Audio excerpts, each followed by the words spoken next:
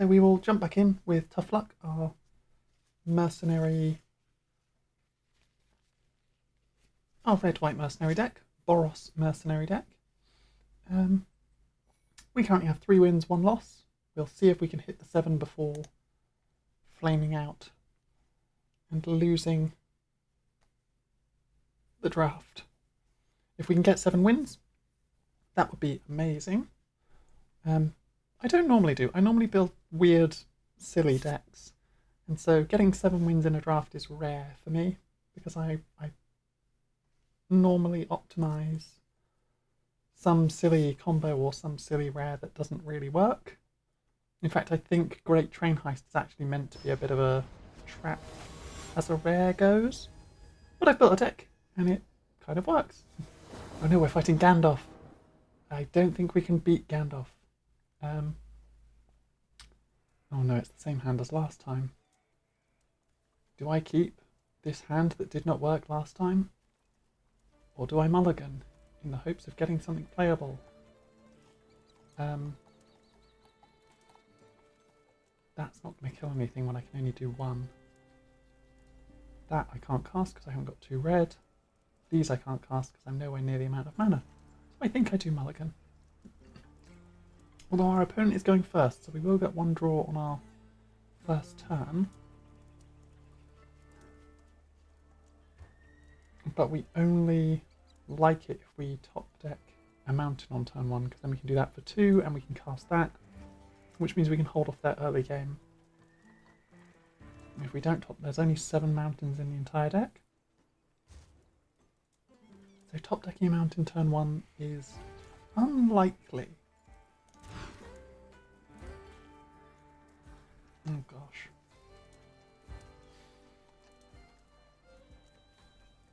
Is it as unlikely as top decking our plains? Yes. It is as unlikely as top decking our plains. But I feel at this point we're not going to draw a better hand. Going down to 5 is risky. Oh, but if I do it. Oh, it paid off. Okay, we can cast our Sterling Keykeeper, who can keep us in the game for a little bit, hopefully.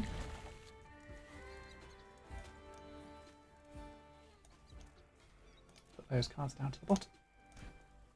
Ooh, they have a gold dragon pet. So I start off with the bluff. Get the early 1 damage in. It's very funny that they're Gandalf with gold. Or it's funny to me. Okay. 2/2. That's a human scout. That's also a mana dog. It's not a mount. It cares about mounts, but it is not a mount.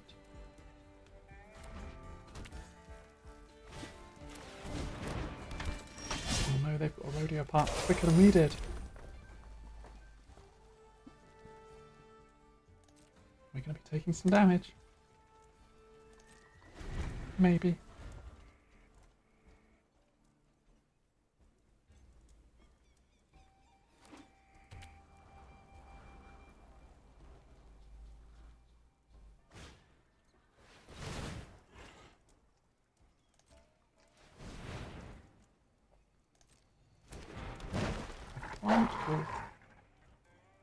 They're going to combat. I'm going to tap down their 3/4. So that I take 2 instead of 3. Or potentially 5. Slowing their progress a little bit. As is necessary.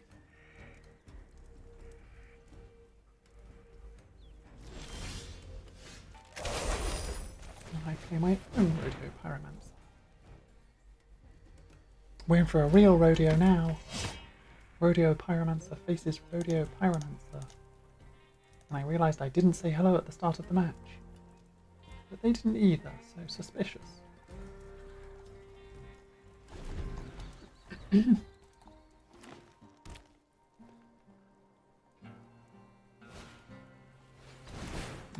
they've got a resilient Roadrunner. The one that I passed up so many times. Can't be blocked this turn except by creatures with haste. Which I don't have, so I'm taking 2.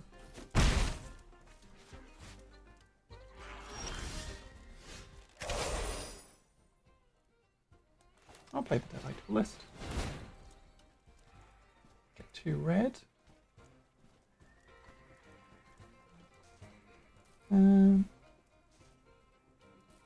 Yes.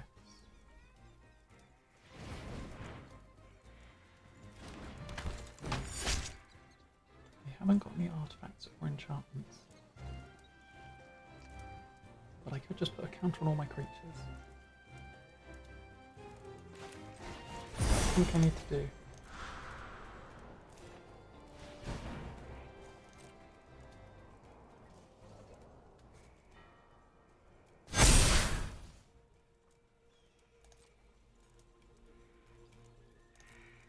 Just to put up my defences a bit. Because I can use the Deadeye Duelist to start dealing damage in. Ooh.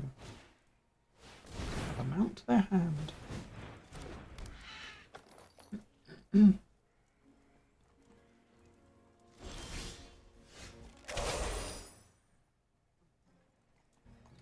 damage to all not outlaws, which kills the Roadrunner, kills the Human Scout. That's 1, 2. We can do it again. Deal 4 damage to all not outlaws, which kills that mount and the plant wolves. 2 damage to all not outlaws, which gets me 2 red. And then I can cast this to copy the spell. Deal another 2 damage to all not outlaws.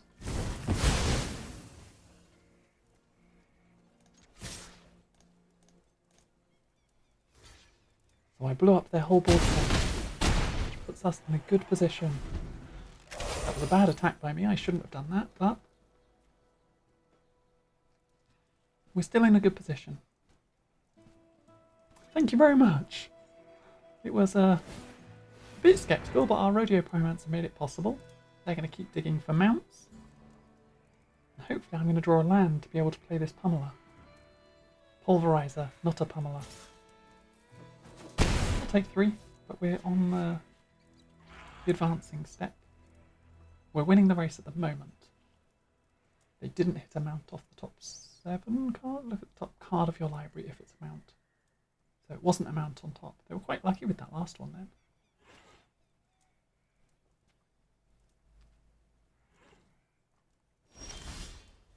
Nice, we hit a plains, so we get the Pulverizer. I'm going to keep saying it wrong.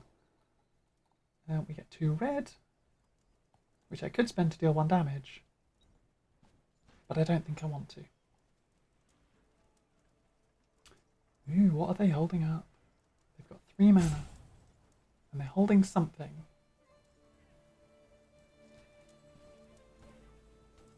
I don't know what it could be. They're holding a something, and I don't know what it is. But now I'm sceptical about whether I should attack or not.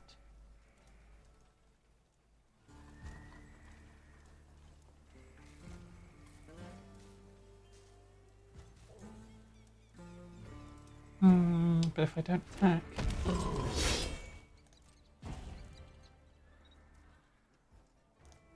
we never make headway. But I know they're holding something. It just wasn't helpful at that time, which I'm okay with.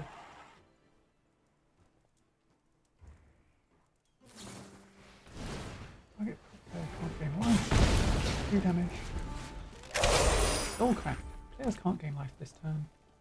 Damage can't be prevented. 2 damage to target. Ooh, Smuggler's Share. Or Smuggler's Surprise. Fill the top 4 cards. You may put 2 creature cards from your hand onto the battlefield. They got the Warlock that makes dinosaurs. Prickly Pear.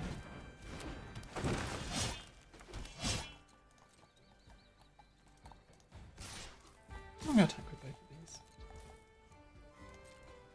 And hold up the Deadeye Duelist for a ping at the end of turn if I need to. Or if they don't block, a ping right now.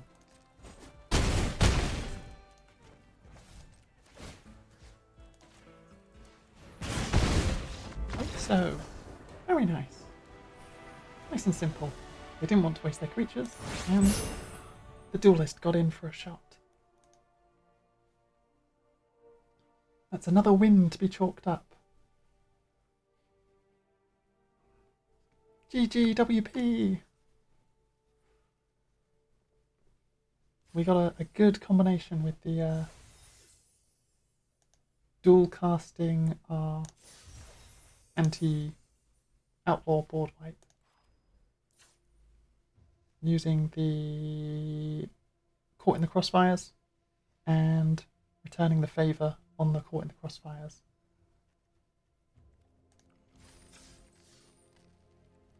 Okay, we're doing it. We're getting to 7 wins, maybe.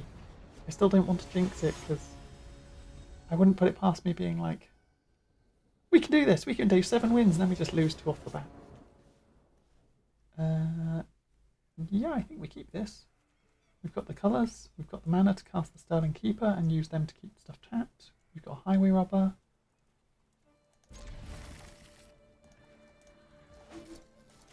Start off with the bluffs as normal. Get a good little bit of damage in.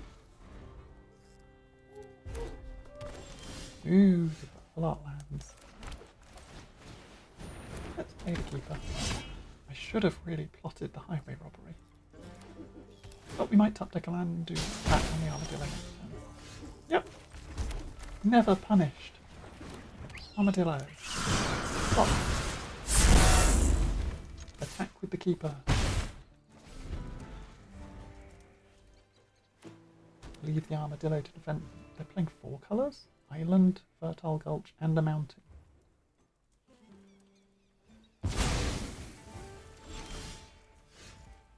They've plotted a Brimstone Roundup. When you cast your second spell each turn, you make a mercenary.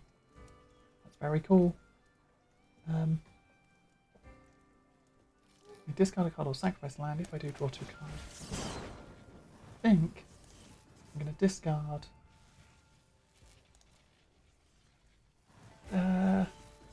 this Hell to Pay, because they might have something cool for me to return the favour of. Nice.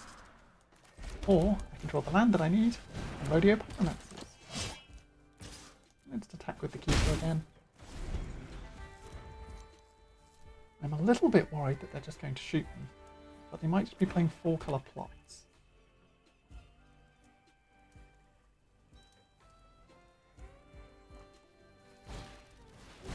Ooh, Rakish Crew. When it enters the mercenary, whenever an outlaw, they might just be playing 4 colour mercenaries, which would be very funny.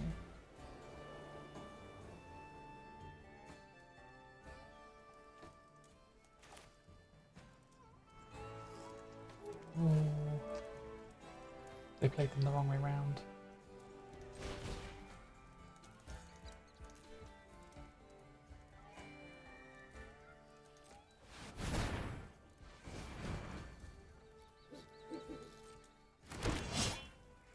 I want to use the 2 red to tap that. Not really.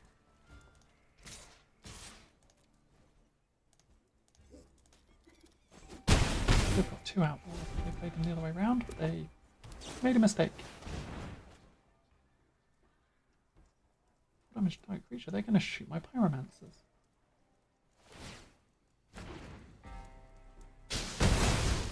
That's no good.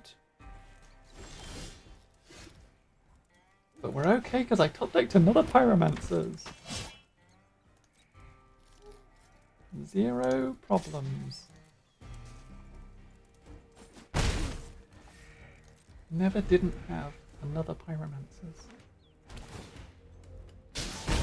And now if we get to keep this hand, we get to Outlaw's Fury and then copy the Outlaw's Fury for maximum damage.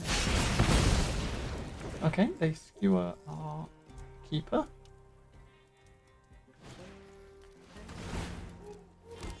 Blood Hustler. And tap down wrong, I think.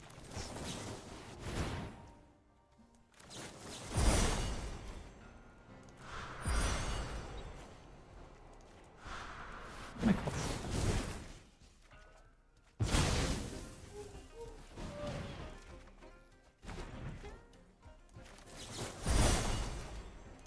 And we get to do this.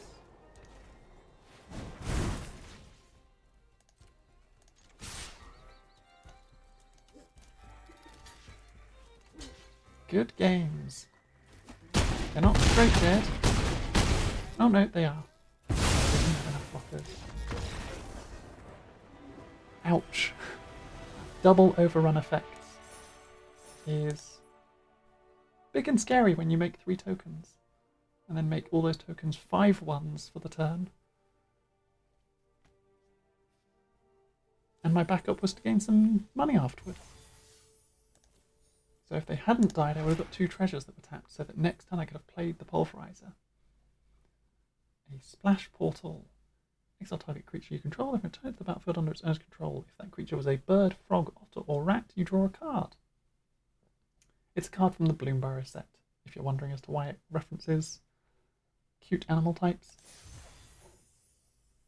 250 for doing some of our dailies, I think.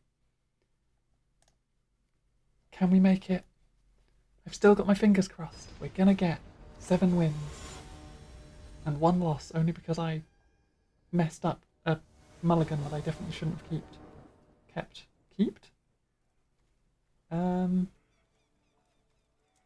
I mean, this hand isn't great with 2 pulverizers, but it has mana. So as long as we draw stuff, we should be okay.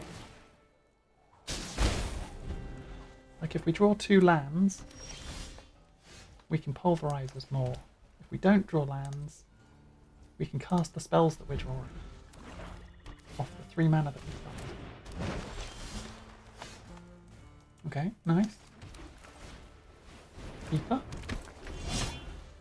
We got Hard Bristle Bandit. Ooh, lots of people playing many colours. And if you cast a spell that's 1 or more colours, you may gain 1 life for each of that spell's colours. Do this only once a turn. That's very cool. In fact, that's very cool. I might not want them to have that. They can have it for a turn. I'm more interested in getting the lasso in first.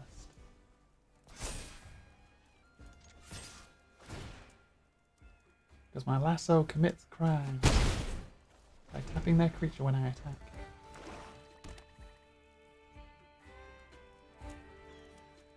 I should have done the duelist. But then I could have done both +1/+1 counters. Maybe they'll play an enchantment and I'll get value that way. That is not an enchantment. That's a huge spider. Okay, we can duelist. And then we can need to destroy the artifact. We don't put a counter on our things. Yeah. Yeah.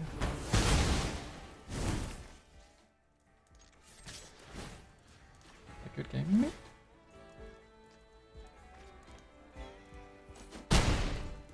Did just draw them a card by tapping their spider. That probably wasn't great. Oh god.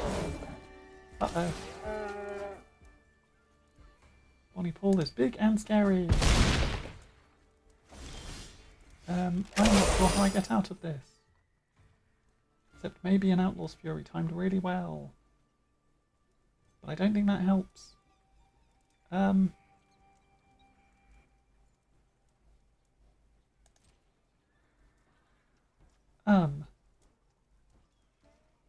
Big Cow. Bonnie Paul. No attacks? I think I just have to defensive myself. Ooh. Strange Mesa.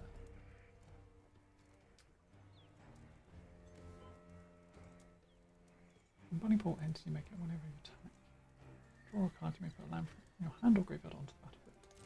That's very scary. I'm going to be taking a lot of damage here.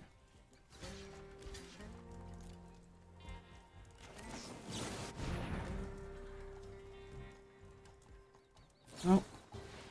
No, yeah. I'm dead. Good game. I'm going to also commit a crime. Loss number 2.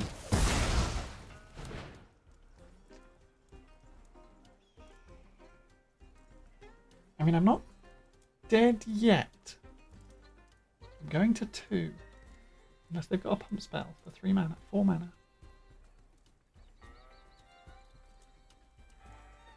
I'm not dead yet. They give it trample. No, right. There we go. I was like, I'm not dead yet. They've given it trample. I don't think that kills me. No, it definitely does kill me, because they removed the blocker, so while it still counts as being blocked, it now has trample. Okay. Can we get 2 more wins before I lose another round?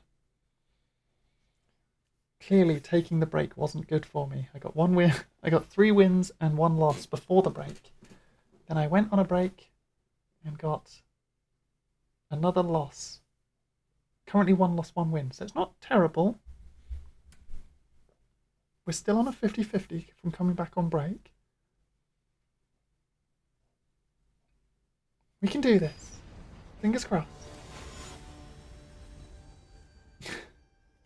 The Feldergriff.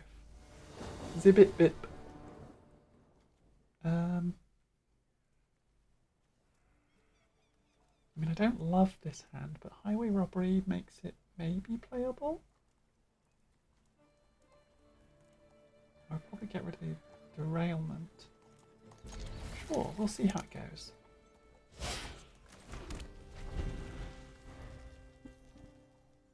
Me forgetting that I only have 1 loss left before I lose. Ooh, squeaky beastie. Okay. I've got this. I've got a Scorching Shot, just in case. They're also playing Mountains.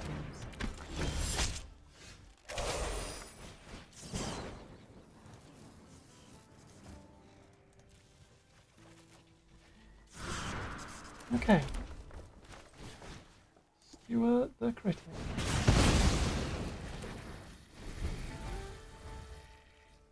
I didn't draw a plains. We still need another land, preferably white. 2 wins incoming. Fingers crossed. Not great. But maybe fine.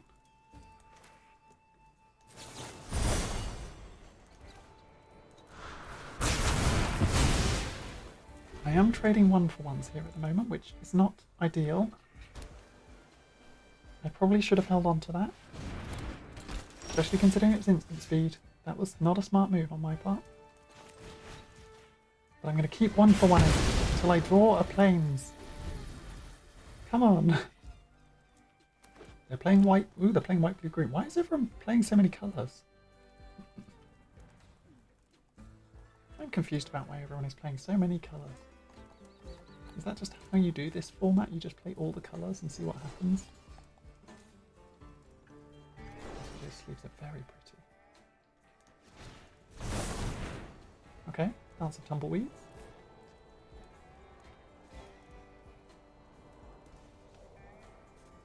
I'm just a little mouse stuck in the desert. There's so many tumbleweeds. Ah. Are they playing 5 colour? Currently they don't have any white sources, but they might be playing 5 colour. Okay, Prickly Pear. My own Prickly Pear. What do we got? Come on, I can draw some kind of white mana source. Worst case scenario, I can Great Train Heist. But not well.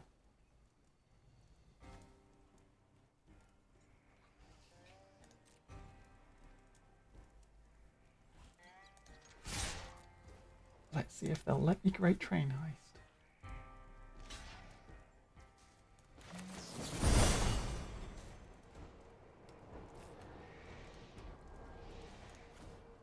Or do I do that one and kill the creature?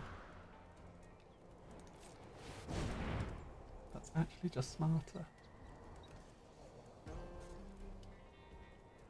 Just keep removing all their creatures. That's the plan. Keep removing all their creatures until I eventually get mana. Either white mana or more mana. You just gotta keep removing every single creature they have. They have a response. which isn't great. Could have done without them having a response.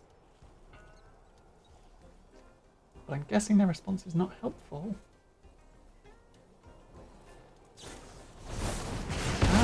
Wants us to kill my little guy.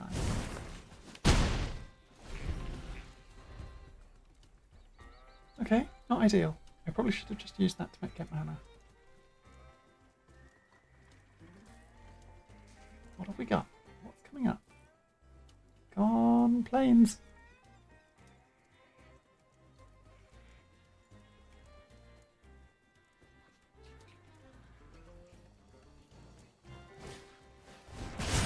Oh no.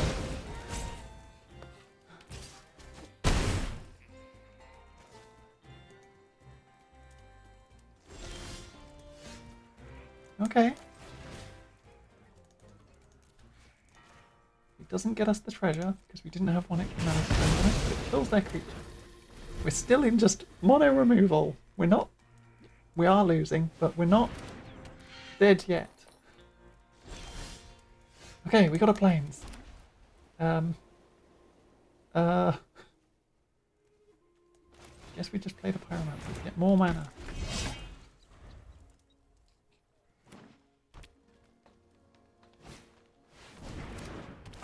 Okay, they've got the big cactus tarantula. That's not good.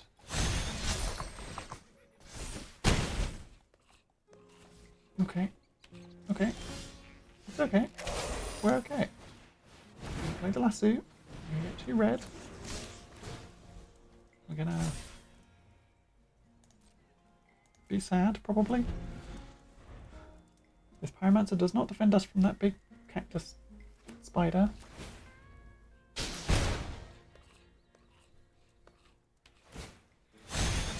And if they keep saddling, it doesn't defend us from this either.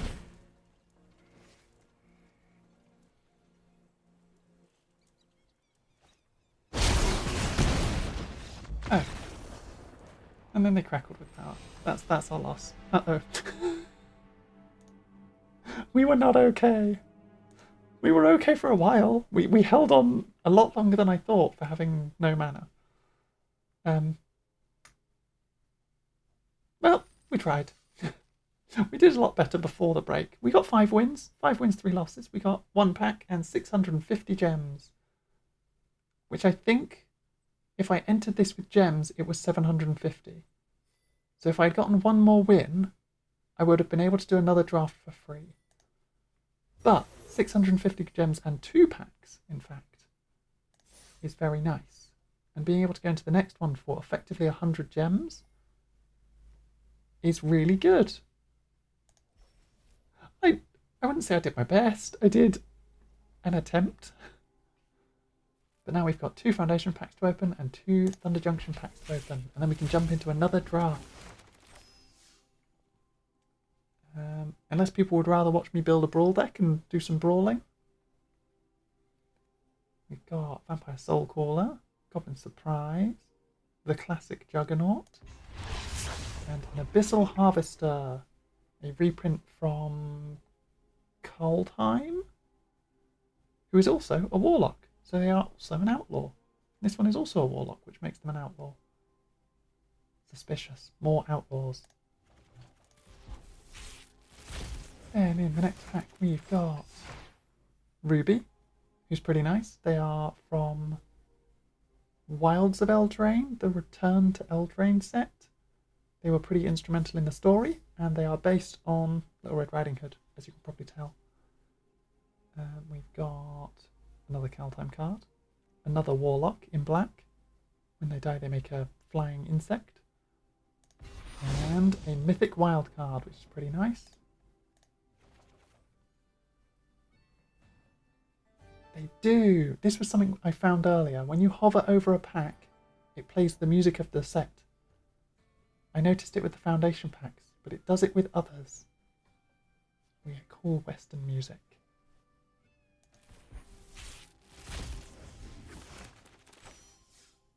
Okay, we've got Write Down is not a great card. I mean, it kind of is, but not really. Forlorn Flats is pretty nice. Ooh. Insatiable Avarice is an alright card. It's a spree card for black, and for 2 you search your library for a card, shuffle it and then put it on top. And for black, target player draws 3 cards and loses 3 life.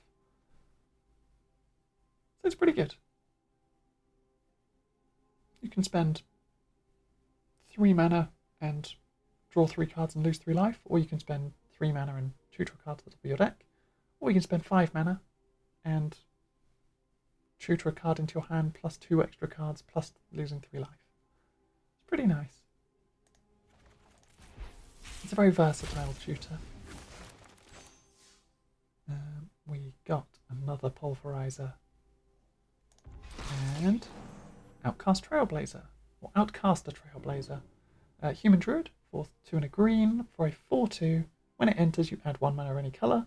Whenever another creature enters with power 4 or greater, you draw a card. And it has Plot for 2 and a green, which is pretty good. It's a pretty good card. Yeah. Some nice pack opens.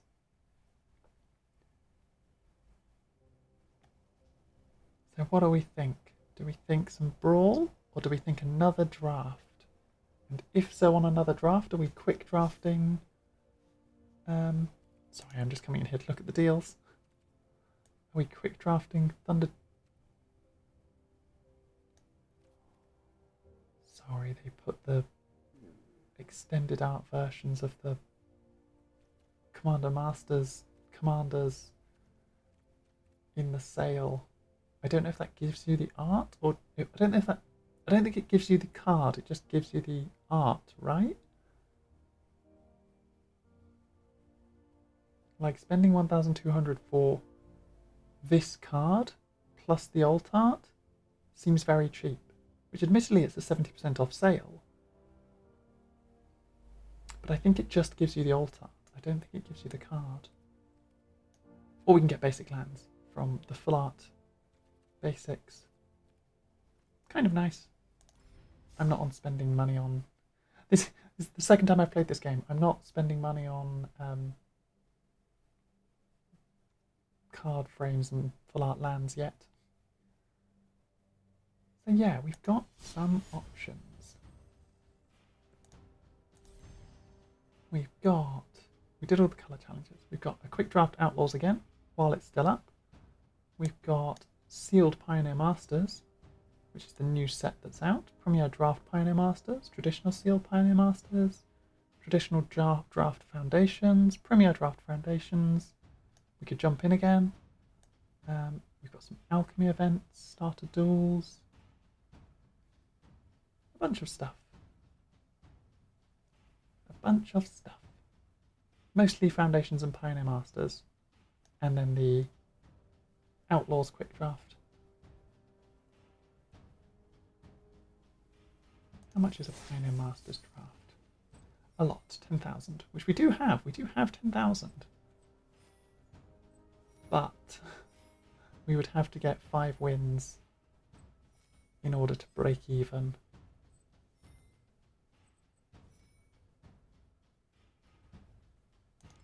And I have never played Pioneer Masters because it is a set that has just been released for this. Sealed Pioneer Masters is only available with 2,000 gems. And you'd have to do 6 wins to break even on that. Not very doable, I don't think.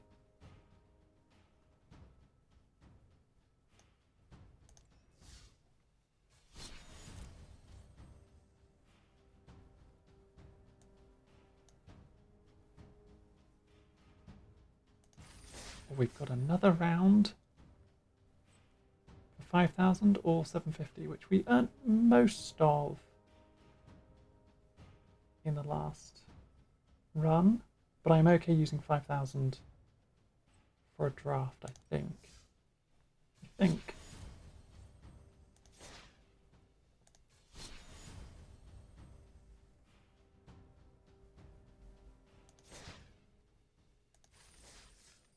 Or we've got Midweek Explorer, where we build an Explorer deck. But I've never built an Explorer deck, so I could not guarantee it would be any good.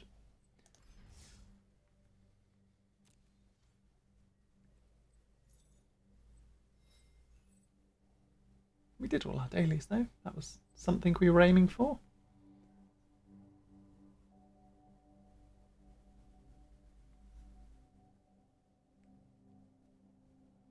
What are we thinking, people?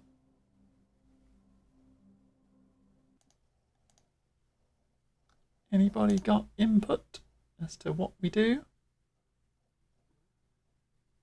Or what we don't do?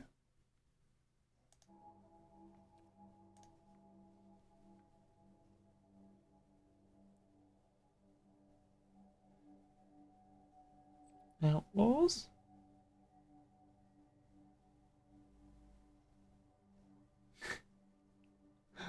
Lots of thinking emoji.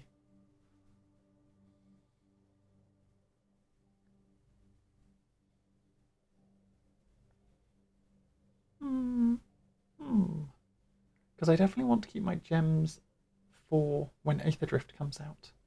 Because when Aether Drift comes out, I want to be using some drafting for that. So I want to keep hold of my gems for that.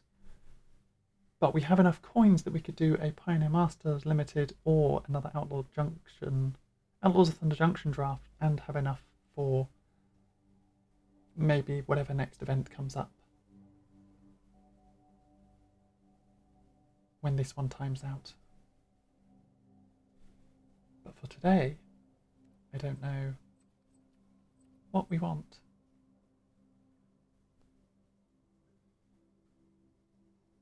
Which one do I think I'll do best at? I have no idea. I'm okay at Thunder Junction.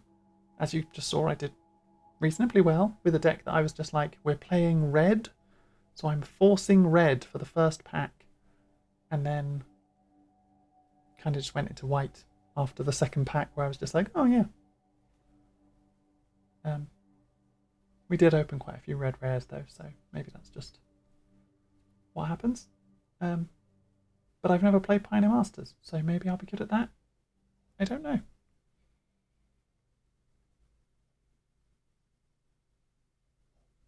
But I could also get, for the same price, I could do 1 Pioneer Masters or 2 quick draft Thunder Junctions.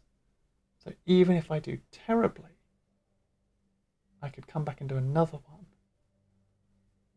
Or save up for the next one. Or I could always go and play Brawl. We could always build a Brawl deck and play some Brawl if we wanted. I do have 4 Brawl decks already, but I don't mind brewing up something. I don't have many. Actually, no, I have quite a few wild cards now. Mostly at common and uncommon, but I can get a mythic and 3 rares. So we could potentially get something. I need to get rid of that deck. Don't know why it's still there. Sitting all the way down here at the bottom. Mouse House is something I need so many cards for to complete.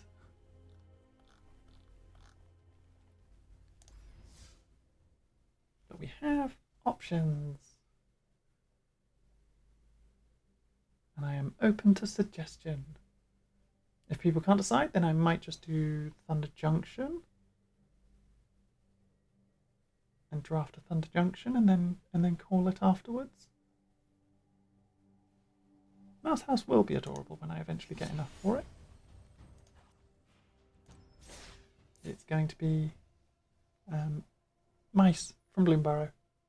So we've got Mabel, who is the first mouse legendary creature. And she gives Mice +1/+1 and makes a equipment called Crag Flame.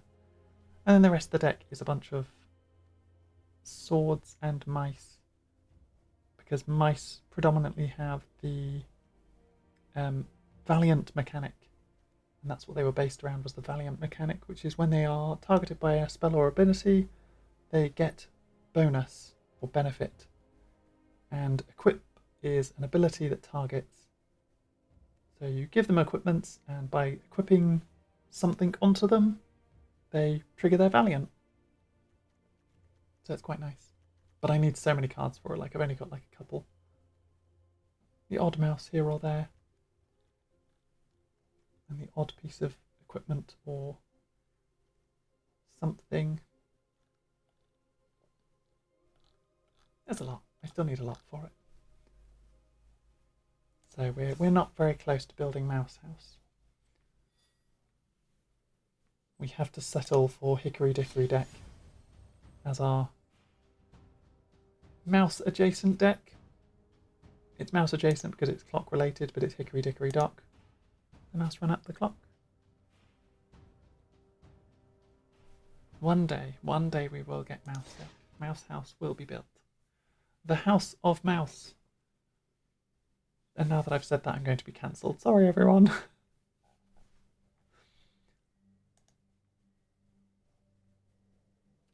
Yeah, if we're not sure, I will go for another Thunder Junction. We'll jump in on that for 5,000.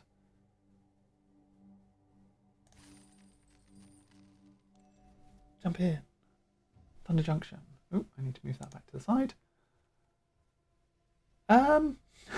I mean, Gissa the Hellraiser is just a very, very good card.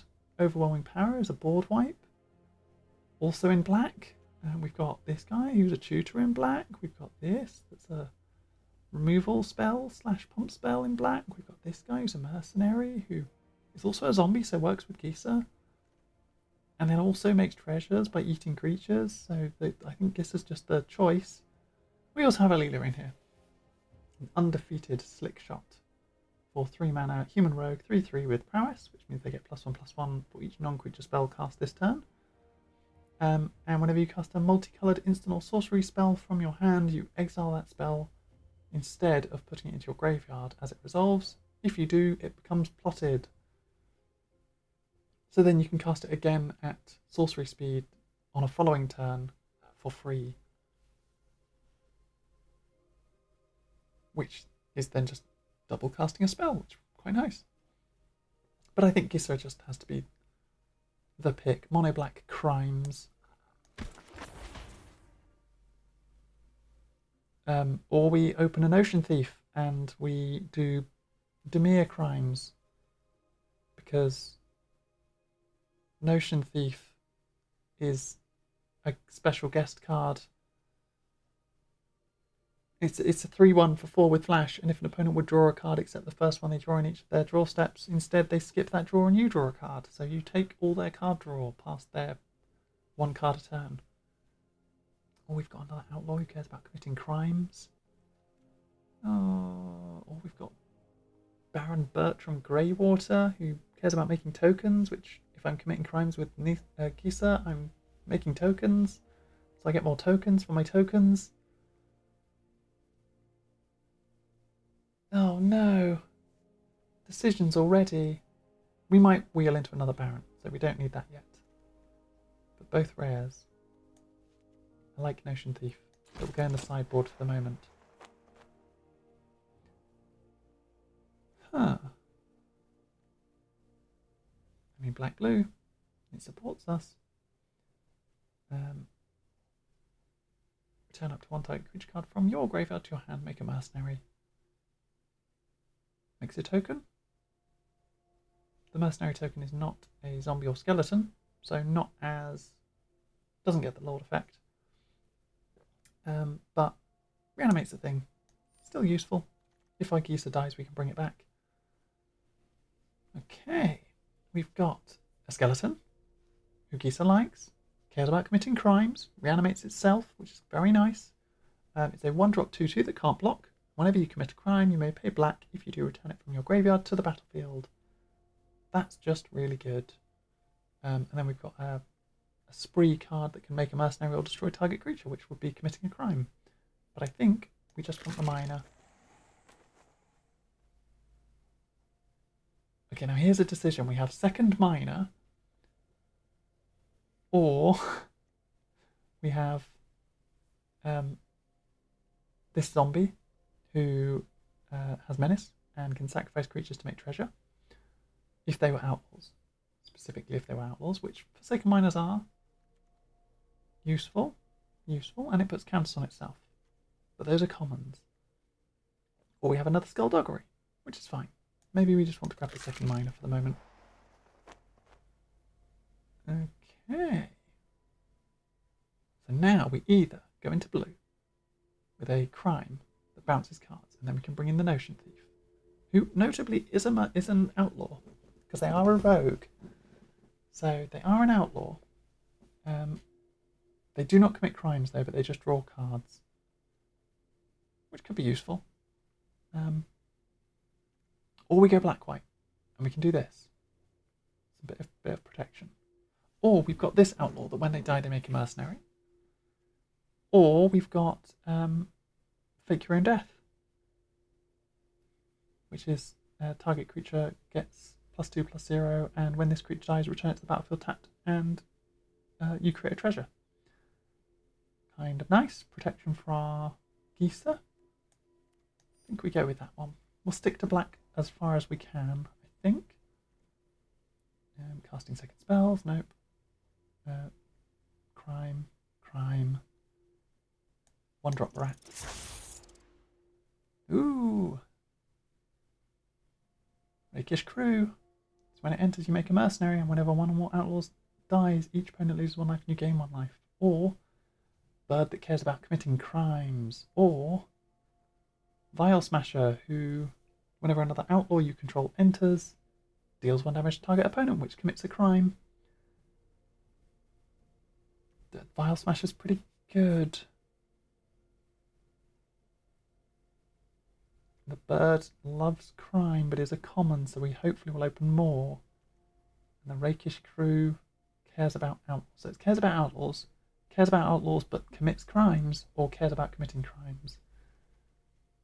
We currently have Geezer, who cares about committing crimes. Morn Surprise for a bit of protection. Fake Your Own Death for a bit of protection. Nazumi, who is an outlaw. And the 2 Forsaken Miners, who care about committing crimes and are outlaws. Also, Geezer is also an outlaw. So currently all our creatures are outlaws.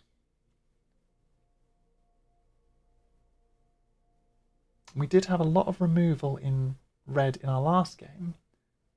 So adding red definitely gives us the potential to commit a lot of crimes, which means hopefully we can then make loads of zombie tokens that are also outlaws that will then just be good. I think we might just want Vial Smasher.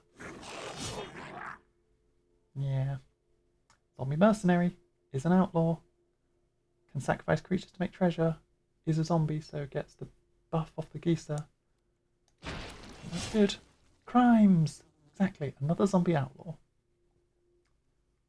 Or we go 3 colour and do the token thing.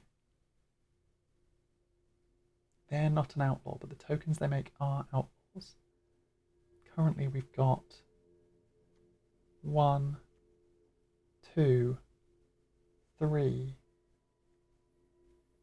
4, 5 ways of making tokens.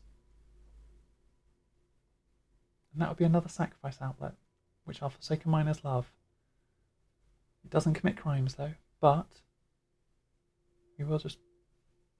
It would commit crimes, because if we sacrifice a thing, or if we make a token, we make a rogue, which then triggers our Vial Smasher, because a rogue would enter, which is an outlaw that then shoots our opponent for 1, which commits a crime, which then makes us bring back our Forsaken Miners. I think we just want to grab or look them in the sideboard for the moment. None of these are useful. Sacrifice a land, draw a card, create a treasure. Not great. Gold Pan makes a token. Tumbleweed. Splasher. I guess for the moment we keep Baron in here. We put the Gold Pan in here for the moment. We don't really want any of these. Put that over here in case we swap to the Notion Thief plan. Just take the card, put it in the sideboard. For the moment, the mountain can stay in because we're probably playing Vial Smasher. Oh no, our rare is a land. It enters tapped unless you control 2 or fewer other lands. Spire Bluff Canal. It's in blue-red, which we're not playing, so it's not useful. Our uncommons, ooh, we have the panorama on screen. Cunning Coyote to Resilient Roadrunner. their artwork is a panorama of the coyote and the roadrunner chasing each other. And one plots, and when it enters another target creature, gets +1/+1 and haste. And the other one has haste and protection from coyotes. And for 3 mana, it can't be blocked except by creatures with haste, which the coyote has. It's very funny. Silly, silly. We've also got Skewer the Critics, which we had in the last game, was one of our crimes we could commit. We have a Rooftop Assassin, which is flash, flying, lifelink. When it enters, destroy target creature and opponent controls that was dealt damage this turn. Which is committing a crime as long as it has something to target. Or we've got Mystical Tether, which is committing a crime. Or we've got Thunder Salvo, which is committing a crime. Or we've got Mine Raider, who is an outlaw who makes a treasure. I think we stick with the Assassin for the moment. We've got a rare. Kellen joins up. Legendary enchantment for green, white, blue. So we're definitely not in those colours. When Kellen joins up enters, you may exile a non-land card with mana value 3 or less from your hand. If you do, it becomes plotted. And whenever a legendary creature you control enters, put a +1/+1 counter on each creature you control. We can't play it. It's not helpful. We have a Spectre Rogue. For 6 and a black, it is a 4/2 flyer. It costs 1 less for each creature card in your graveyard, which we want to try and avoid, so it's not great. And when it enters any number of target opponents, each discard a card. For each of those opponents who didn't discard a card with mana value 4 or greater, you draw a card. So it does commit a crime, it is an outlaw, but it's expensive. Or we've got the Mercenary. With the Pyromancer. They're an outlaw. We had some fun with them last game. I don't know how much we'll be using them this game because we're probably going for the cheaper end of things, with Gisa being the top end of our deck. So we're probably not going to make much use out of the 2 free mana for casting a spell. Or we've got the Raven, who cares about committing crimes. I think we care about committing crimes. They might not be an outlaw, but they crime. Whenever you commit a crime, put a loot counter on Bandit's Hall. It taps for mana, which helps us fix for Vial Smasher and Baron Bertram, which is good. And it can draw us cards by removing loot counters, which is good if we can commit a lot of crimes. It also mana fixes. Or we've got Corrupt Conviction, which is when, as an additional cost, you sacrifice a creature and then you draw 2 cards. I think the mana fixing is useful in case we go into red and white. Basically, if we keep the Baron in, we have Lazav. They're a shapeshifter. Whenever you commit a crime, you put a counter on them, and then you exile a card from a graveyard, and this becomes a copy of it. We have Fierce Retribution. For 1 and a red, you destroy target attacking creature. Or for 1 and a white, you destroy target attacking creature. Or 5 and a white, you destroy target creature. That's what Cleave does. You remove the words inside the square brackets. It's a crime. It's a very specific crime because we're probably never cleaving costing it. It's also in white, which is probably, we're trying to go black-red. I know it doesn't look like it, but we're trying to go black-red. Yeah, black-red. We're trying to go black-red and commit crimes with all the red spells that we'll get that target things. The Baron is here for token matters stuff, and we've got currently 2 pieces of fixing for him, which isn't great, but we're trying to go black-red. Or maybe we're trying to go black-white. I take these as crimes, and then Vial Smasher is the splash with the Bandit's Hall. But that's riskier because Bandit's Hall costs more mana than Vial Smasher does. The red card in here just is nice. We made good use of it last turn, or last game. But I don't think it does much.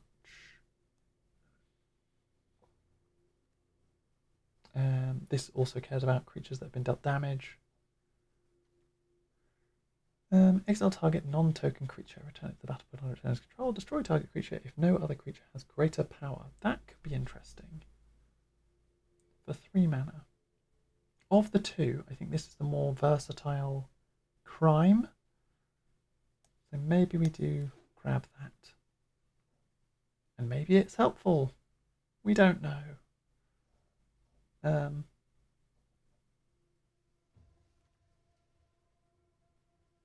It's an outlaw. It makes tokens, but only if we have creatures with power 4 or greater, which we've just admitted we're not going to be doing a lot. Like the Boneyard Desecrators could get 4 power if I eat a creature with them. The Gisa? Does Gisa has 4 power? Gisa also lords affects our creatures, so would give our Boneyard Desecrators 4 power.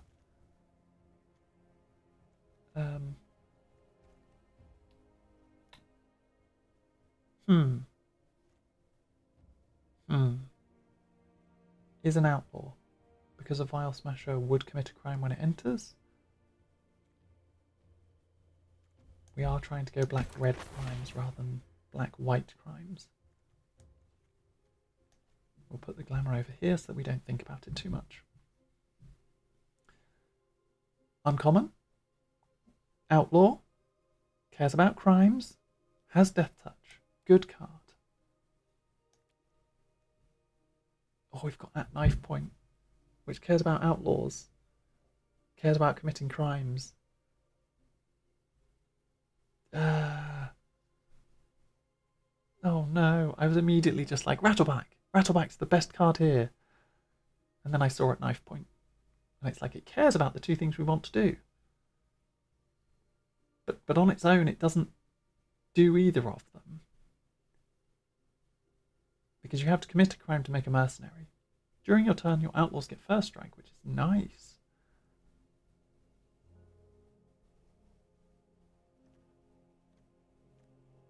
I think we just want the Apothecary. Giving things menace is useful. Ooh. I just didn't take at Knife Point because it didn't do either of the things. This also doesn't really do either of the things. But it does make mercenaries, and we don't really have anything else in here that does either of the things either. We could take some fixing. But we might be able to get those later, so we'll place the volley in there for the moment. We've got Outlaw Overrun. Not great. We've got Ferocification. At the beginning of combat on your turn, choose 1, target creature gets +2/+0, target creature gets menace and haste. Not good. Or we've got Fling. You sacrifice a creature, deals damage equal to that creature's power to any target. This is a crime. It does involve sacrificing a creature, but we've got Forsaken Miners and Nazumi Linebreaker. They are here to die. We are okay with this. Fling is in. Skewer the Critics made it back round. That's a crime. Now Rodeo Pyromancers might just make the cut, because the rest of this is not what we want to be doing.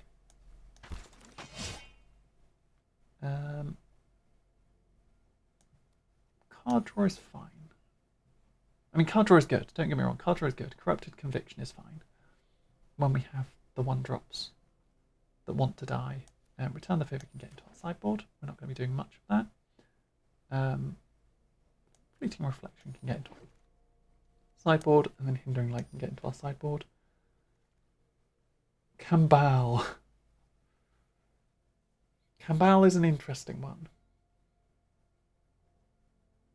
So we're trying to go black-red, but we are splashing white already for Baron Bertrand, who makes tokens. We've got a Gisa who makes tokens.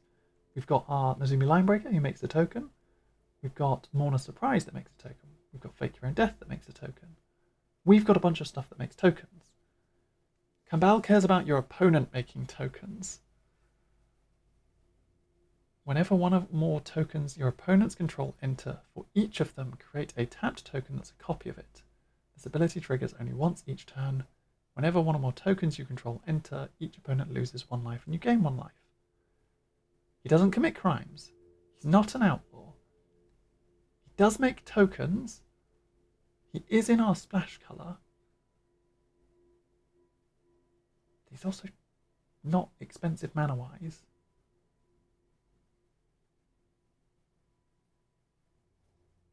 It's a tricky one.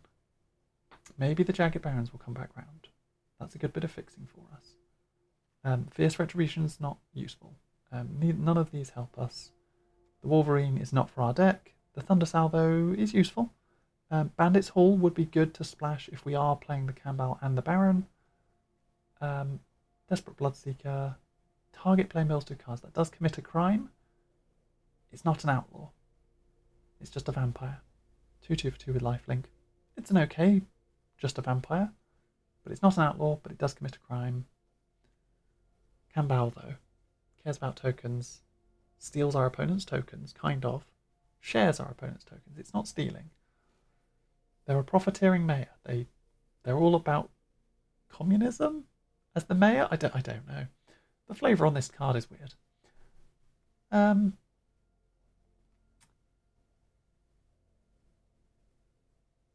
The fact that I'm still looking at it means maybe I should just take it. Yeah, maybe I should just take it. I'll stick it for the moment. Ooh, we've got a Rakish Crew. Makes an outlaw, cares about outlaws. Doesn't commit a crime, but I don't know if we care. The Railway Brawlers are very good mythic. Not in our colours, so not helpful. And we're only brewing against AI, so it's not like we're passing it to someone we'll then be fighting. So that's fine. Intimidation Campaign is not in our colours, does care about crimes though. Vampire that makes a crime is not an outlaw. Card that makes a crime is cheap. I think we take the Rakish Crew.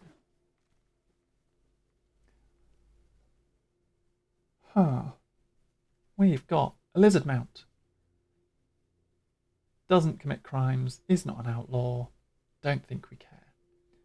We've got a big expensive Centipede that does commit a crime, does have flash, is very expensive mana-wise. We've got an outlaw who doesn't commit a crime. When it enters, you discard a card if you draw a card.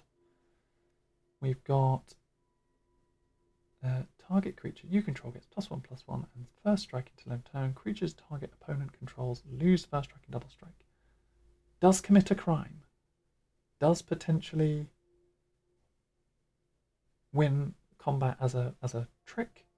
Can be used in my opponent's turn to trigger Geese's ability in my opponent's turn, which is kind of nice. Or Reckless Lackey, who is an outlaw, is very cheap, eats itself to make a treasure. I think we go with Quick Draw for instant speed criming. None of this is looking good. Maybe I just take the squirrel because I like the squirrel. Little prairie dog. Like both of these are too expensive to get into our deck. Or there's the scarecrow, who I guess fixes our mana, but it's not very useful. I think we just stick the prairie dog in our sideboard. Ooh, zombie. Yes. Rogue is an outlaw. When it enters, if a creature died, create a 2/2 zombie rogue. Comes in with another outlaw. Has plot.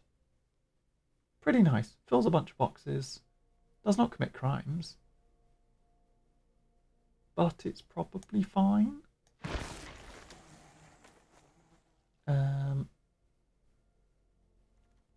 Coyote. Hellspur Brute is an outlaw, has affinity for outlaws, so it will be very cheap when we go to cast it. Has trample, is big, does not commit crimes. Terminal Agony is in our colours with black-red. is relatively cheap, has madness, which is pretty nice. In the off chance that our opponent makes us discard cards, we can discard this and then cast it. When we discard it, is a crime. Destroy target creature. Or explosive derailment is a crime, is cheaper than Terminal Agony, but can't hit big creatures. So I think we want Terminal Agony. For more criming. Treasure Dredger is an outlaw. Doesn't commit crimes, but does fix mana.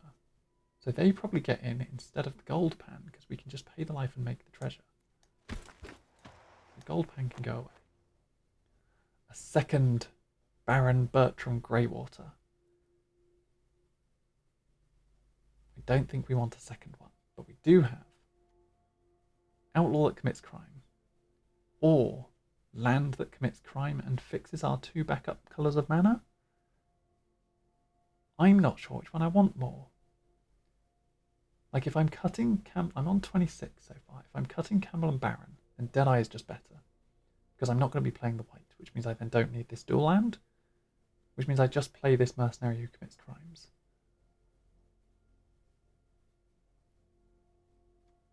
I think I just played them. We hope we get some more fixing. Yep, nothing good for us in this pack. Take the fixing. Nothing particularly good for us in this pack. But also the land isn't in our colours. So we can either take the Outlaw Overrun, which we might just do. That might just win us games if we get a bunch of zombies and then do that. Nothing particularly good for us in these colours. Take up the shield as a kind of protection if we're playing white, but at this point we really need to make cuts, so we're probably not playing white in the end. So I'll just put the Shepherd in our sideboard. Big card in our sideboard. The uncommon. No, I don't think that's useful for us. Uncommon in our sideboard. And then a card that we're not playing. Okay. Crime time. We're ready to crime. I'm 4 cards over. So, this is how our curve is looking, which is very nice. We are 4 cards over. The easy thing would just be to cut white, because then we cut that, we cut this, so we no longer make Vampire Rogues when we make tokens. We no longer make tokens when our opponents make tokens, and no longer hit our opponent for when we make tokens. And then we can also cut the Bandit's Hall if we're then only in 2 colours, which means it doesn't care about committing crimes as much. And then we just have to make one other cut. That might just be... That might just live in a world where we do that. We have to make one more cut. That can technically be cast for 1. If we're not doing token stuff, do we care about Scale Storm Summoner? They're an outlaw. When they attack, they make a dinosaur. The dinosaur is not an outlaw. The dinosaur is only made if we have 4 power or greater, which we can do with Gissa. And Rictus Robber and the Boneyard Desecrators. But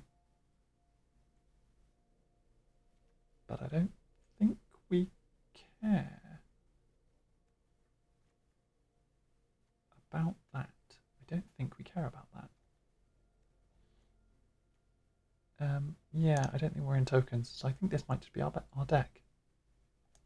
That could technically be dropped for 2. Technically. Oh, we've also got the Rodeo Pyromancer.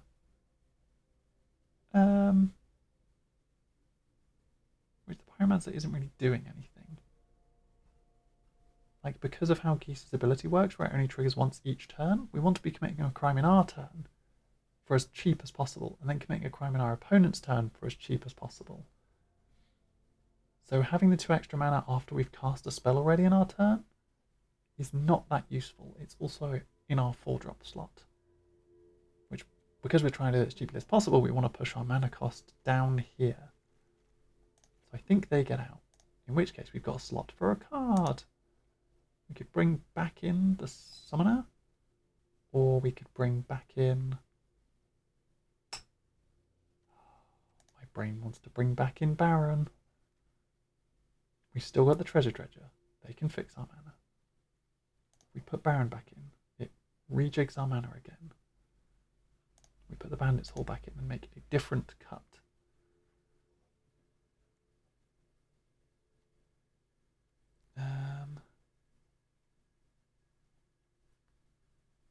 What's the other cut we make? The Raven? If we're going more outlaws, we're making tokens that are outlaws. We want the Vile Smasher because it hurts our opponent. We want the Rakish Crew because it hurts our opponent. We do a bunch of token stuff that are outlaws. And we fuel that by committing crimes. But the Raven is not an outlaw and does not in itself commit crimes. So maybe we just cut the Raven. Maybe this is our deck. It should be crime time. Sure. We've got 1, 2...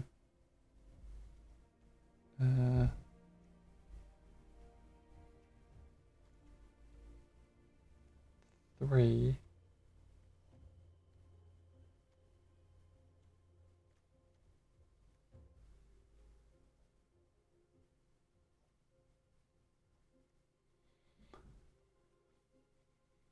We've got 3 ways to get white and the 3 lands. We've got 6 options of getting white. I don't think Rooftop Assassin is actually as good as maybe the Raven. Because we're trying to push the mana value down here. Sure. How many ways have we got of committing crimes?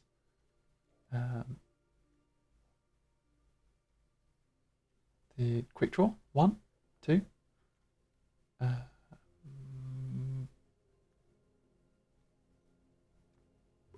3, which is a repeatable. 4, 5, 6.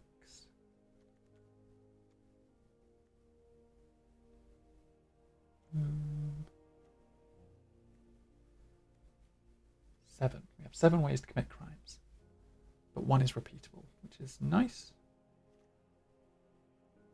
It should be fine. Oh, 2 are repeatable, because Vile Smasher will commit a crime every time an outlaw enters, which now all of our creatures are outlaws except for Baron and the Raven. Sure. Let's give it a go. Let's see how it goes. It's Mardu crime time. With Vile Smasher, Geesa, and Baron, Bertrand, Greywater.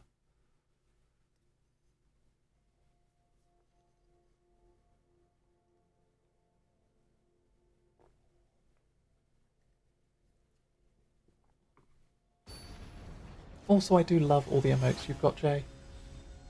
I've just been seeing them all go past and I'm just like, they are fantastic. Okay.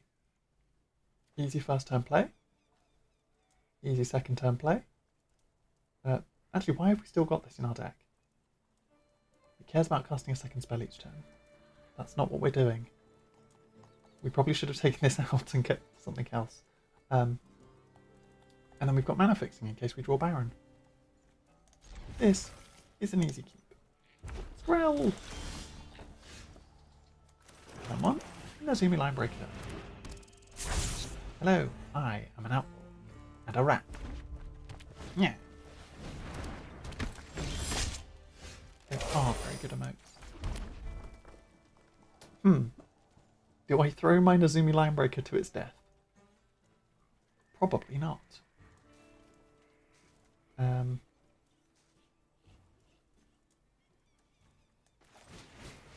Raven. So that we can defend ourselves. Yeah, rat, rat, rat. Rat, rat, rat, rat, rat. And then a bird. Squawk, squawk. Ooh, 3-2. they got a treasure.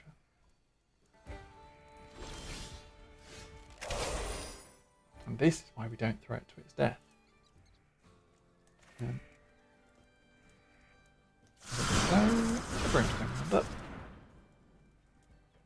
then we play a swamp. And then we convict Corrupted Conviction, killing our own Nazumi Linebreaker. It's our second spell, so we get a mercenary. It dies, so we get a mercenary, and then we draw 2 cards. Thanks, Rat. You helped us out. If we had a Rakish Crow as well, we would also drain them for 1, which would be nice.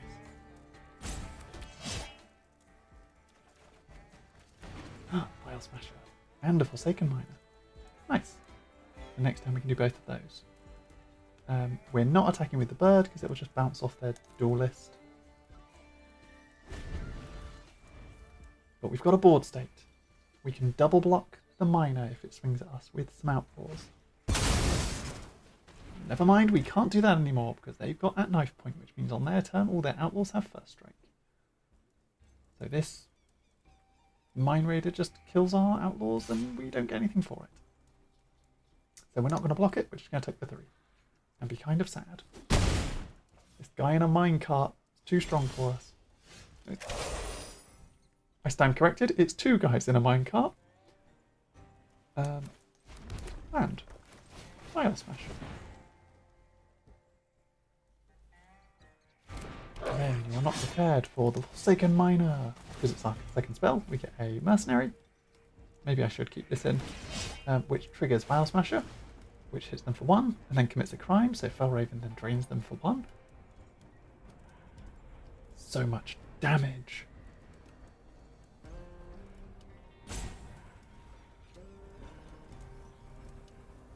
Two men holding hands in a minecart. Exactly. They're not quite they're almost holding hands. If the guy with lava arms was a little bit further across. And then our Forsaken Miner enters, which hits them for 1, then committing a crime, but the bird only triggers once.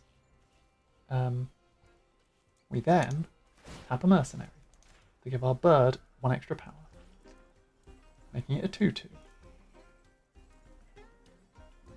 is a bird wearing a tutu, doing a little pirouette. Perfect. We then tap our second mercenary to give our bird an extra power. So it is now a 3-2.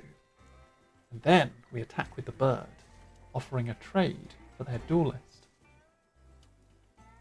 Because I'm sure they'll have a trick for a red, which is why they're sitting there on the timer.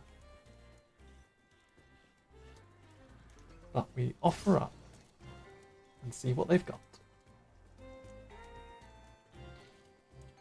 So you have something that can give an extra power to your duel list because it has reach.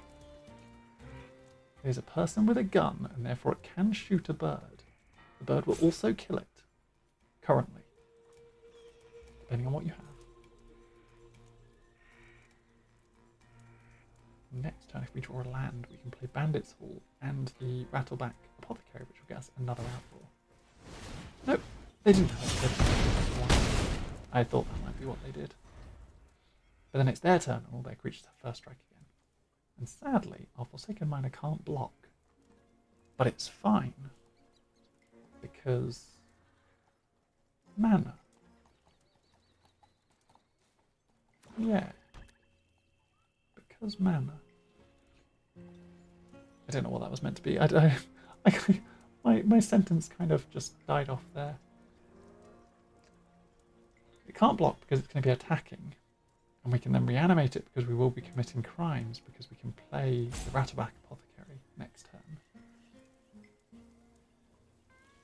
And we can do that leaving a black open so that when Whale Smasher hits them, we can return the miner. So next turn I need to go to combat, then start doing stuff. I think. Or I just keep lifelink? I don't know. Creature gets menace and haste, or creature gets +2/+0.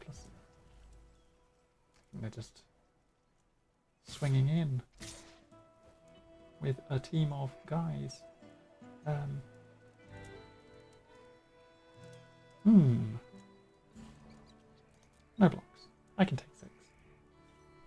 okay with this. We're racing. You put me down to 11. Next turn I get to do some damage back. They've only left open a 1-3. So if I use one of these, my Forsaken Miner by 1. Or I just fling something. I didn't draw a land, but I can Bandit's Hall and then I can fling something, which does commit a crime, which will trigger my Raven.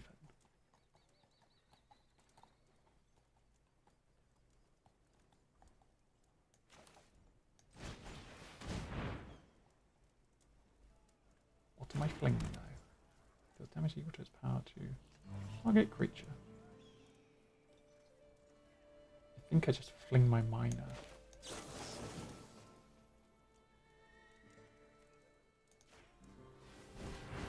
The guys in the minecart. Pew! And I commit a crime, and I commit a crime, and I commit a crime. Oh, and I cast my second spell, which will then trigger File Smasher, which will then commit a crime. So Bandit's Hall gets a counter, gets a loot counter. Brimstone Roundup triggers. It's a lot of crimeage. I don't have the black mana to bring it back right now, but I could do that some other time. And I deal 1. And I kill that. And then I use some of my mercenaries to pile up on the crow.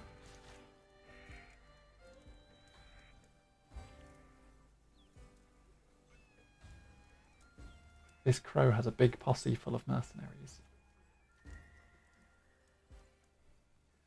And they're all going to fly in for damage.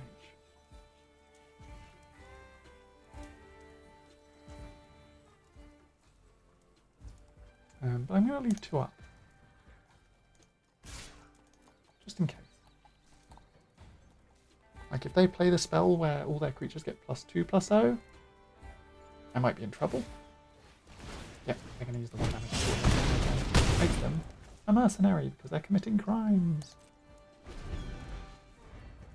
Who doesn't like committing crimes nowadays? When you're out in the Wild West, you've got to commit crime.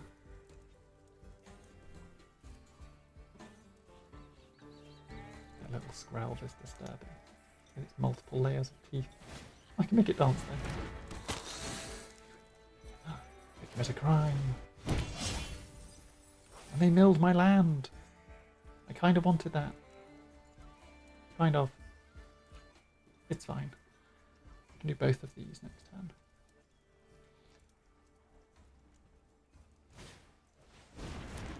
Does that go back to the battlefield? It does go back to the battlefield. Yes. But it can't block, so that's fine. A second Deadeye Duelist.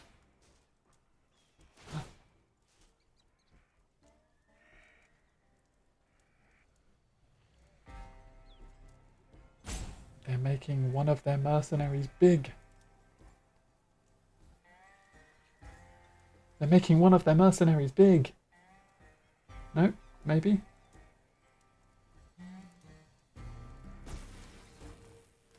Ah. Well, this one doesn't have first strike because it's not an outlaw.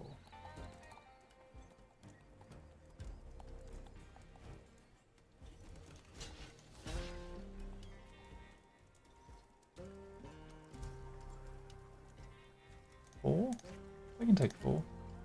It does put them back up to 11. Land. Battleback Apothecary. Crime time! So, target creature gains Menace. My choice of Menace or Lifelink. I'm going to pick Vial Smasher. They're going to get Lifelink. I'm going to pay a black to bring this back to the battlefield, which triggers Vial Smasher again. Menace or Lifelink, I'm going to pick this Raven. I'm going to pick Menace. And then Vial Smasher shoots them for 2, which gains me 2 life, which does crime. I don't actually have the mana to do this. I can tap it for mana, but I don't have the mana to draw a card off it. But I can hold up Fake Your Own Death. So maybe I tap one of these, tick that up, I tap another one to tick that up, and then I go to attacks. Because I can Fake My Own Death my Vial Smasher if needs be.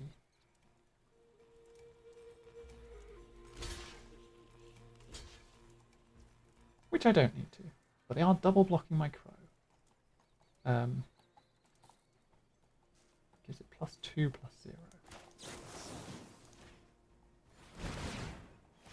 Mercenary, because it's my second spell. The Mercenary then enters, which commits a crime. I then pick this and give it lifelink. Kills one of them, hits the other, gains me 5 life, dies, comes back tapped with a treasure. Stuff. Lots of stuff happening. I'm back up to 19. I now don't really... I'm not that scared of the they've got the... If they've got the spell that gives +2/+0 to all your creatures. I've got 3 guys to chump with and then my Death Touch. I think we're okay. I can draw a card with this on my next turn in case I draw something rubbish. I've got some white mana in case I draw Bertram.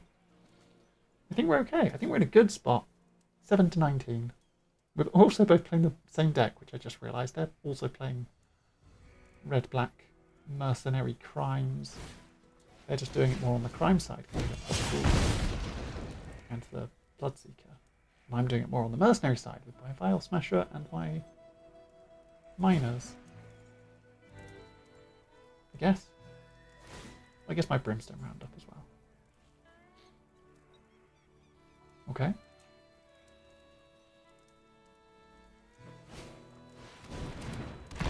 Also got an Outlaw.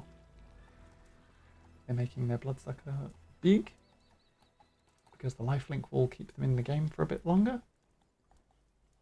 I give it +2/+0, so it attacks with 6. But that's okay because it's still only got 2 toughness. And at this point, I'm now okay to trade for 2 mercenaries. You can have your 6. Taking that lifelink off the board. Ooh. Much crimes. Much crimes. Outlaw enters. It commits a crime. Target Vial Smasher. I'll give it lifelink. Vial Smasher deals 1 damage and gains me 1 life. And then... What have we got? What have we got? A creature didn't die this turn. I messed up. I forgot that a creature had to die in order to get the second person. I should have attacked first. That was silly. I'm very silly. Oops. Oops. Me not getting my triggered abilities. Oops. If I had done combat first, they would have trump blocked my Forsaken Miner and killed it, and then I would have gotten a second person off my Rictus Robber. But I didn't, because I'm stupid. So there you go. I also then would have committed the crime post-combat and would have been able to bring it back for this black mana right here. But I didn't, because I'm stupid. Sometimes I get too ahead of myself. And I don't read my cards. Whoops. It's fine. We're still 10 life up. I can still draw a card off the Bandit's Hall for next turn to make more mercenaries. Yeah, we know for next time. We know for next time. In our next match, we'll do better. I might still make the same mistake in my next match. I guarantee nothing.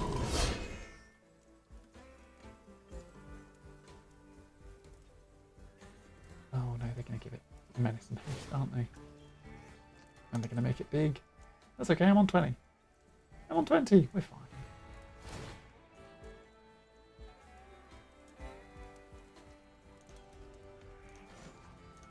I'll just do this now. They know I haven't got anything in hand.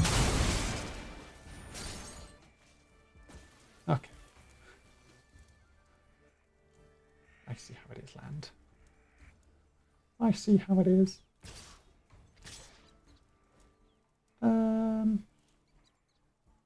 8? I can take 8. I'll still be in the lead. I'm still on 12. I'm still ahead. It's okay. It's okay. If we can commit a crime, we can put back our guy. There you go, we can commit a crime. No land. We commit a crime. An opponent lost life this turn. Okay. Can I do this properly? Oh, I put... The answer to can I do this properly is no. It's no. I can't do this properly. I'm going to mess up constantly for the rest of the game. Just watch me. Oh, they didn't block. Oh, I guess they think it might be a fake your own death. It's not. It's the skewer the critics. And I'm now going to kill that anyway. And commit all the crimes. And give my Vile Source a lifelink again. Please come back.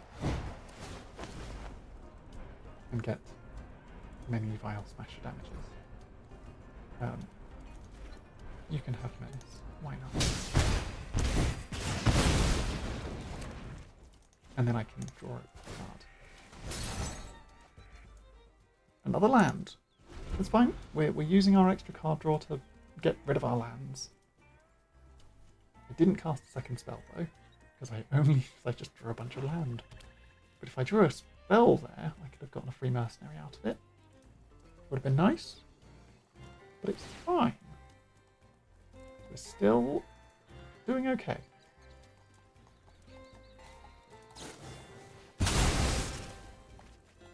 Okay, that's pretty good, giving it the +1 before killing the mercenary. So right now I could really do with freaking... Oh god, no. I think we just lost. Terror of the Peak is a very, very good card. Unless we top deck our kill spell, I think we just lose. I really need that kill spell. So Terror of the Peaks is a 5-drop, 5/4 flying dragon. With spells your opponents cast that target Terror of the Peaks cost an additional 3 life to cast. And whenever another creature you control enters, Terror of the Peaks deals damage equal to that creature's power to any target. So it deals a lot of damage very quickly. And they're going to give it Menace and Haste. And it's going to hit us for 5. Oh. Okay. Or not. I am okay with this. I will jump block there. I will trade there. I am okay with this. I really need to get... Oh, it had first strike. I need to remember that they have first strike. Oops. I'm just going to keep saying oops every time I mess up. It'll be fine.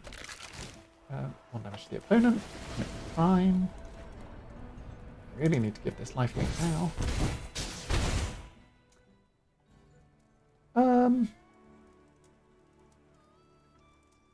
I can't draw a card because I've used all the loot counters. I can't attack through a Terror of the Peaks. So I guess I just attack with this Forsaken Miner and watch it die to a Terror of the Peaks.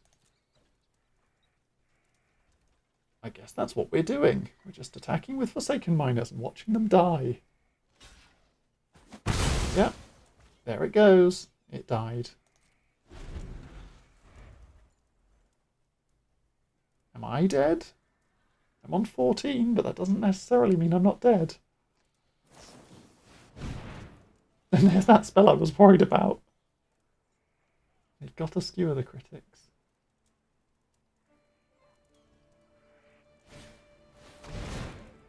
Oh, it's skewering my Gorgon. And then they get a little guy who then lets their Terror shoot me or my mercenary? Yeah, shoot my mercenary. Hit me for 2 because it's their second spell. Scry 1 to the bottom. Blow up my Gorgon. And Terror of the Peaks, everybody! This is what happens when Terror of the Peaks. Because it's any target, so it just kills all your creatures. If any of them are problematic, it kills them. I give it Menace, which means my Crow can't block it anymore. And there's not a lot I can do. I can throw my Crow in front of something. 7,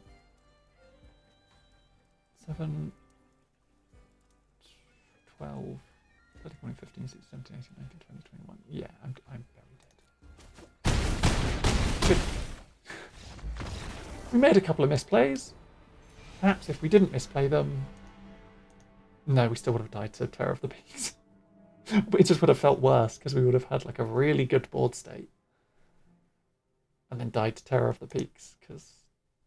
Yeah, it's a good card. It's a good mythic. It's very powerful. And, 1 down. We were looking really good there in the middle. And then we spent both of our sets of loot counters to draw 2 lands. And watched as our whole game plan kind of crumbled.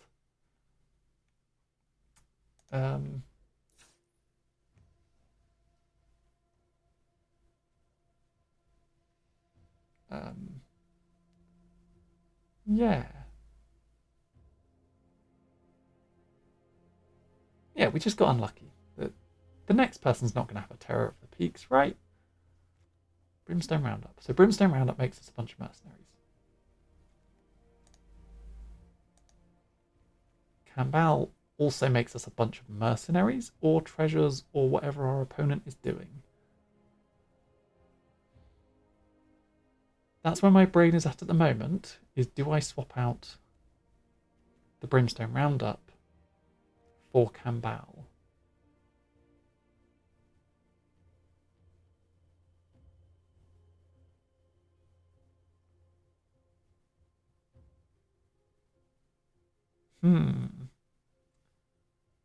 Like, it's not a good idea to look at your last game and go, how do I prepare for playing against that again?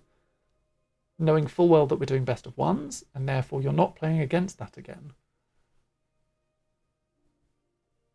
But also, I immediately played Brimstone Roundup and was like, this is bad. Why do I still have this in here? It did stuff. It did some work. But a Kambal in the same situation would have done the same amount of work. Because they were making mercenaries and we would have gotten mercenaries from them making mercenaries. But we would have also had the ability of we were hitting them every time we made a mercenary. So if it had been a Kambal instead of a Brimstone, we would have won that game because they made 5 tokens. We wouldn't have won that game. We would have gotten them to 2. And we're not going to be against that deck again.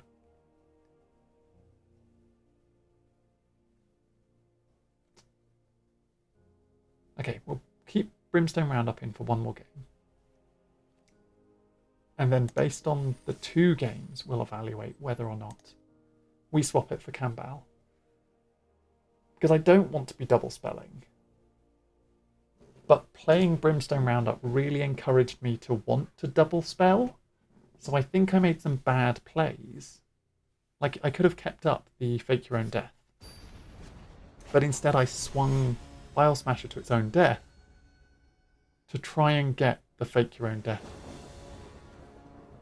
to work. Ooh, there's going to be Linebreaker with a Corrupted Conviction. And no black mana. I was about to be like, this is a really good hand. I love this part of my hand. I don't love this part of my hand. With no black mana, I can't do any of this. So I'm... What is this? What is this? Like, again, I really like this part of my hand. I don't like this part of my hand. Down to 5. better. We still have the Nezumi Corrupt Conviction. I think we keep Swamp Mountain Plains and get rid of the Deadeye and the other swamp. As much as the Deadeye is really useful, we can hopefully draw into better stuff. Okay, we got a crow. Hello. Always say hello. It's polite.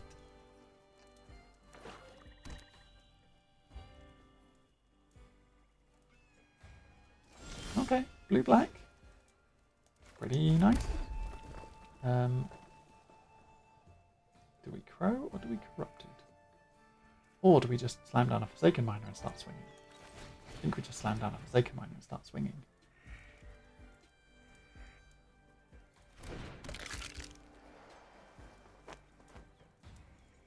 Turn sideways.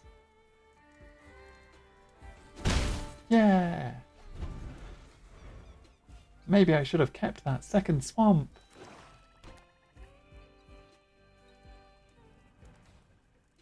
But I wanted to keep my mana open.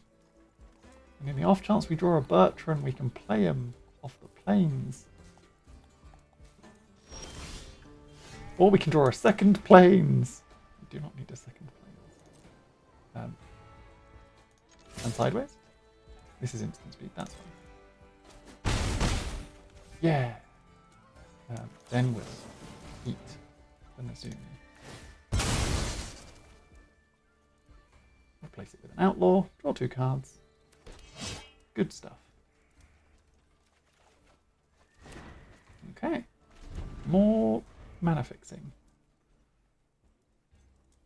No crimes yet, but we've got a Raven. Ooh, no crimes as of yet.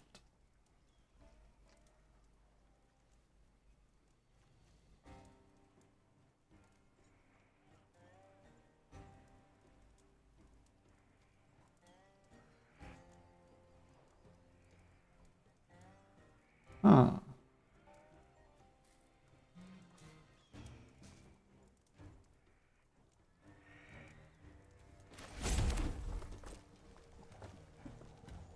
They're not. I was debating it. I was debating swinging with the Forsaken Miner, and then I was like, no, they're not going to. They wouldn't do that. They're not just going to let that happen.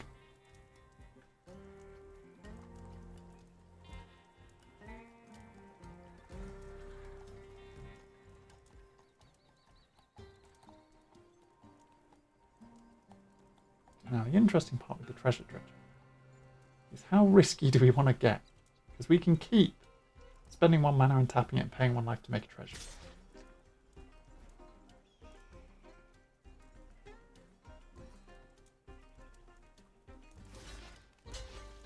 Oh, he's got menace. No, I'm not blocking then.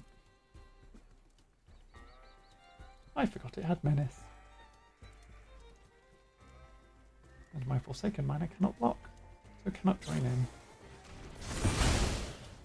Oh. I'm going to kill my mercenary anyway.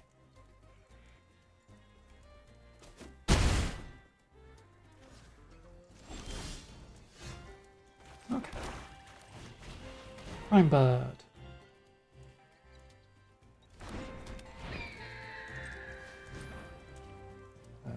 We can cancel that. Undo tapping that mana, that's silly, we don't want to do that. Attack with our miner.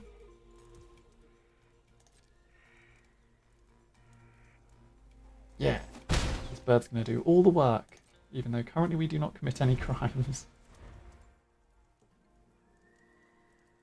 Ooh, Intimidation Campaign. This was one that I looked at earlier. 3-drop enchantment. When it enters, each opponent loses 1 life. You gain 1 life and you draw a card. And if you commit a crime, you may return it to your hand. They've printed this kind of thing a couple of times before, where it's 3-drop blue-black enchantment that enters and does stuff, and then you can put it back in your hand by doing set mechanic. Like this one cares about committing crimes. They did it before with, I think the card's called Disinformation Campaign, where I think it's when it enters, you draw a card, your opponent discards a card, and you gain 2 life or something. And then whenever you surveil, you can put it back into your hand. And one of the... oh, I'm going to commit a crime by bouncing my bird to my hand. And I'm going to hit myself for one and make a treasure. What do you think of that? Non-plus? Non-plus. Okay, I'll replay that. I'm in a bit of a sad state. Where I'm not drawing any creatures. I'm just going to bring back my Nazumi Linebreaker and replay it again. And then just leave up. Because my mana's now fine, so I don't need the Dredger anymore. So I can just leave up all of these creatures to try and kill this Desecrator. And see what happens. They might just bounce it back to their hand, they might bounce one of my creatures, they might do something.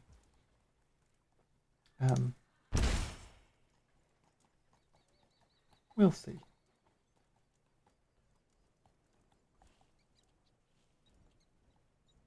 I am on 10, so I probably don't want to keep treasure dredging too much. So I am totally fine with throwing everything under the bus here. Like, I want to keep my Raven safe, just in case. But everything else... What? Creatures your opponents control... Can't even see what it does. Resolve this. What does this card do? Creatures target opponent controls get -1/-1 to end of turn. Surveil 2. So it's going to kill both of those before they deal damage. And Surveil 2. Why am I not taking damage off this? I don't need the treasure. As much as I'm tempted, I do not need the treasure.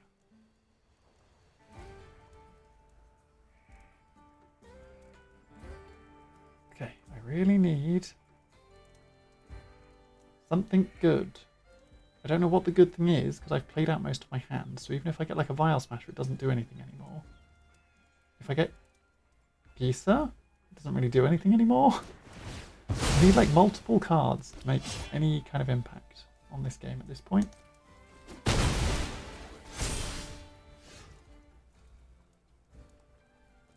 Aura Skewer the Critics, I guess, does a thing.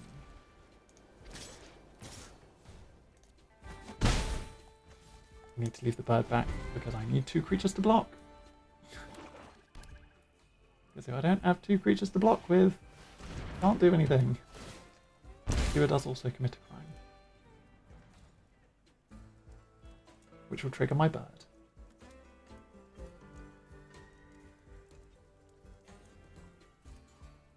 This is just going to kill me. The 1 life from every time they play this is just killing me.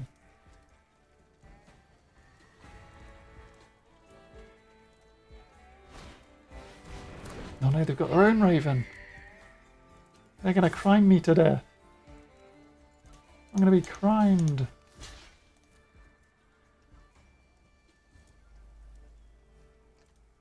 That's sorcery. That's sorcery speed. I just killed my Raven for no reason. Now I get to commit a crime. Yeah, this was a very bad one. We mulliganed down to 5. Kept minimal anything, and have now just done rubbish. We've drawn rubbish. We've drawn all our lands, and that doesn't do anything. We're now just racing against this 3/4.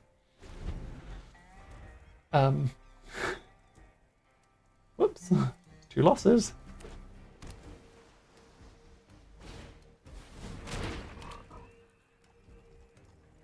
But again, we've really struggled for creatures. We haven't really cast 2 spells any turn.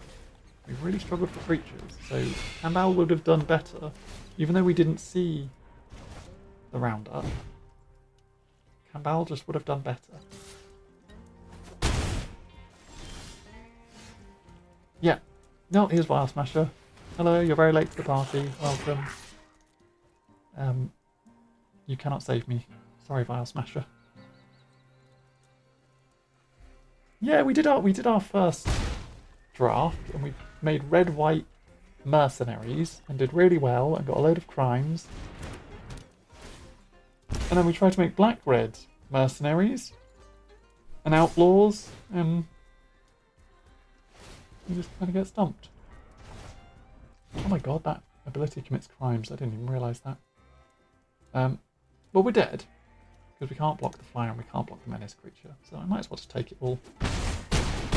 And then I'll swap Kambal in and see if that does anything. We'll see if my luck comes back. Did I have fun this match? I drew really poorly. I didn't really do anything. But I could have done a bit more if I hadn't messed up myself. So, sure, I had fun. Why not? Hopefully it doesn't take that as we can give you terrible mana base every game. We'll find out. So we now go into the deck. We take out the roundup. We put in Cabal.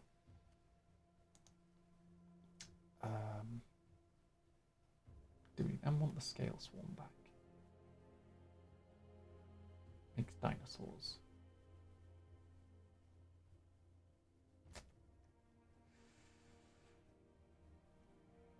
We've now got 2 white sources, so Treasure Dredger is more necessary than ever. Skewer the Critics is a sorcery. Skewer the Critics is a sorcery. Terminal Agony is also a sorcery. I need to remember these ones. Yeah, we'll just go with that. See if I can get a single win. Fingers crossed for a single win. We went 5-3 last time. And this time we might just go 0-3. And be very sad. But I did also say if I completely flame out, I have enough money to go in again for another one. Maybe we just completely change tack next time. We go for like... I don't know. We'll find out. Maybe I'll win 7 games in a row.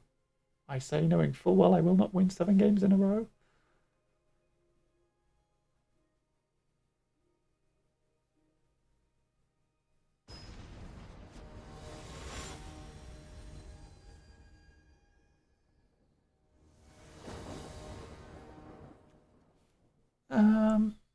This is a hand that does stuff.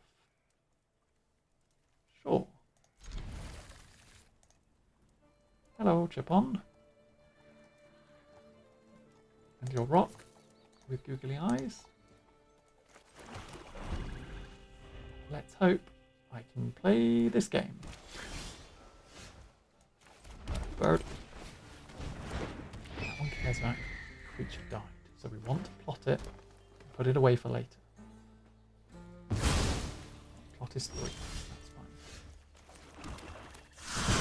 Put it away for later.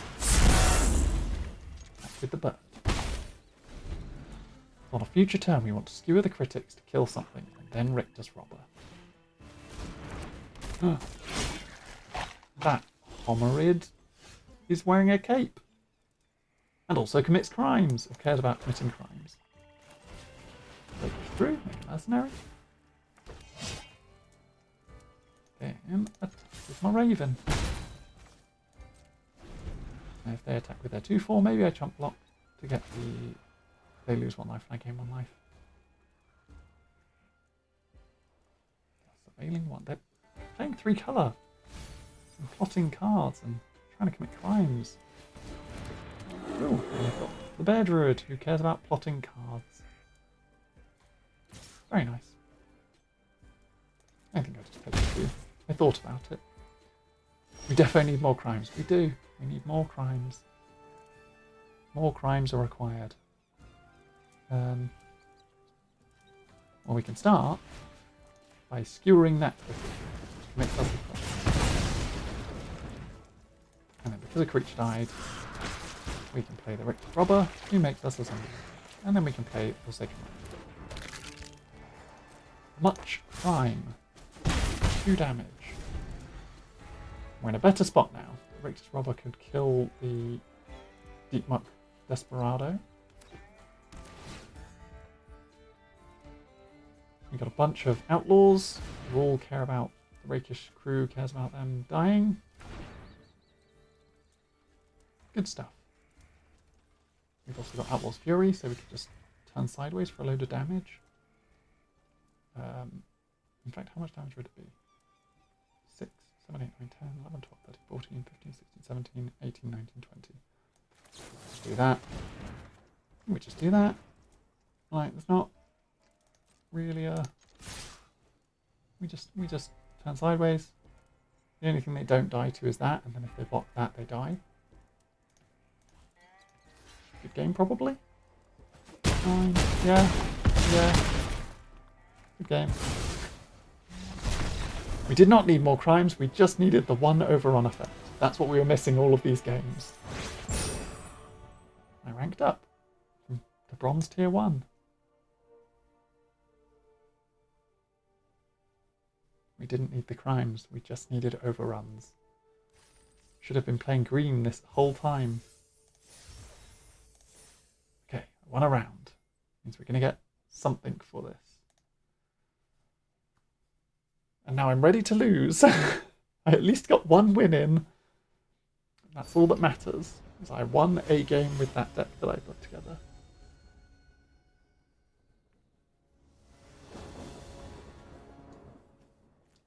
This is a hand that can play cards.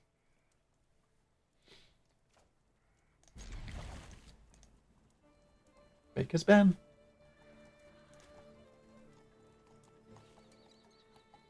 Oh, they've also got the Ajani sleeves and the Ajani avatar. I always want to call it a profile picture. Ooh, book. Forsaken Miner. Next turn I'll play another Forsaken Miner. After, I deal 2 damage to them. 2 damage? Oh. They can deal 2 damage to it. Yeah, Forsaken Miner isn't committing a crime, so I'll just play it. Hello, it's the second miner. They're playing the Mount deck by the looks of it. I'm going to play Plains. Cast Bandit Hall. Bandits Hall. And then just swing in for damage. Just get in some damage.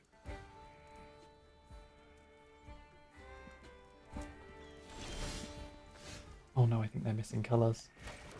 Second Swamp. Swing in for some more damage, I think. Leave up all of these for things. For things.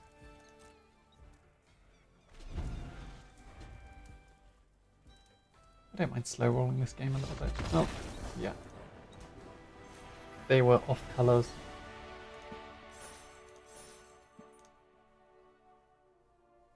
So again, it was another person playing 3 colours. That, or they were just off their mana. And they just had a bunch of 3 drops. Queen's Bay Paladin. 3 black for a Vampire Knight. 5/4. When it enters or attacks, return up to 1 target vampire card from your graveyard to the battlefield with a finality counter. You lose life equal to its mana value. The finality counter is that creature gets a counter with when it would leave, or if it would go to the graveyard from the battlefield, you exile it instead.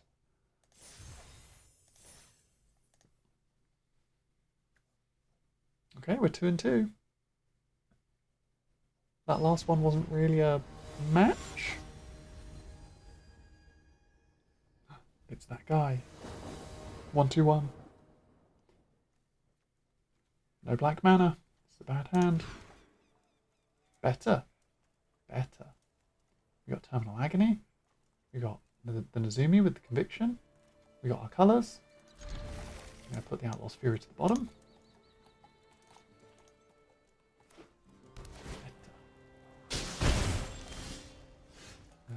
start with the swamp just because we've got a 1-drop.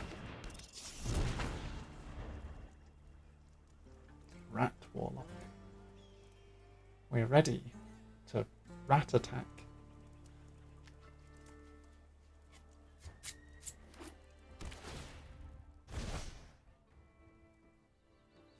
They saw that.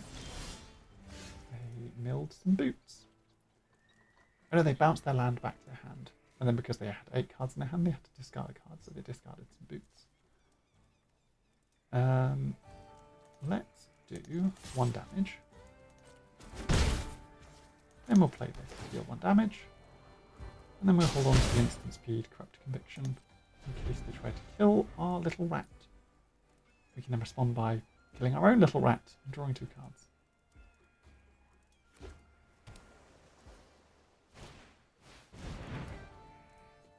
They're going to draw 2 cards. I'm going to respond by also drawing 2 cards. And replacing my rat with a mercenary.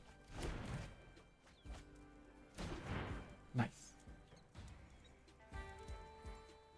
They're going to have to discard a card again because they're on 8. They like filling their hand up with stuff. Let's play a mountain. And the Forsaken Miner.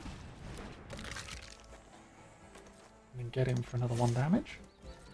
Keeping this crime in hand, and this crime in hand, just in case. And a Fake Your Own Death. In case they try to kill. Actually, I don't know. I don't think I want to keep Fake Your Own Death for any of these. Keep. Do I Terminal Agony that shit? Maybe, but not this time. This is what?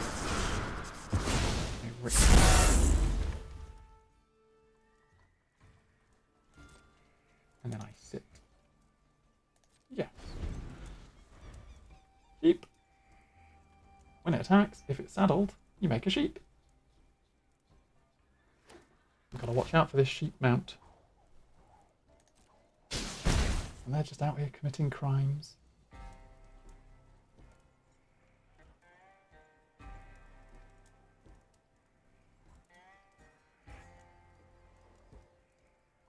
So next turn I can Terminal Agony their sheep, which then a creature will die, so I can then Richter's Robber with its ability. Or I shoot their Typhoon. He comes in with his mercenary, he saddles the sheep attacks, makes them another sheep.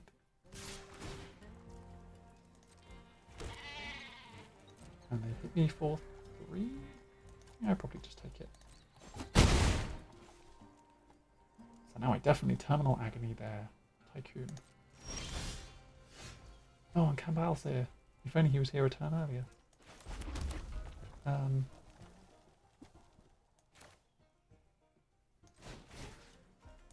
Because I want to do it before they have 2 mana.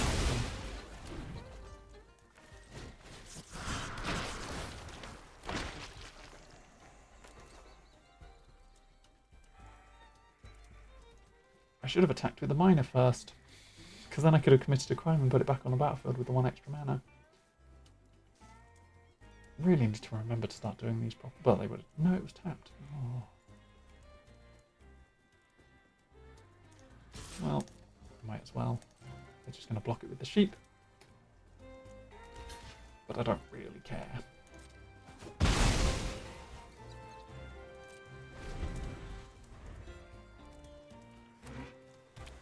Yep.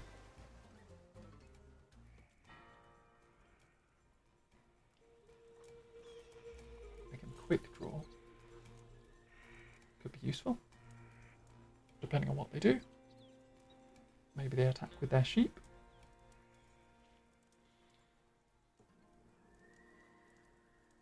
Yeah, Cambal holding up a Fake Your Own Death seems useful. I want to make more sheep. Clop, clop, clop.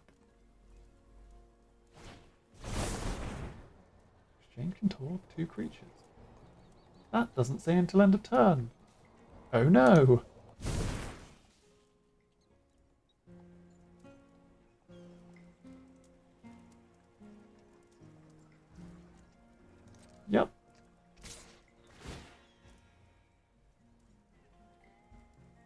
make a sheep. He stole my rictus robber. Target creature I control gets +1/+1 and first strike at the end of turn. Creature your opponent's control lose first strike and double strike. Or I just take the 3 and let them keep their ability to make more sheep. Because then my Kambal will also make me sheep.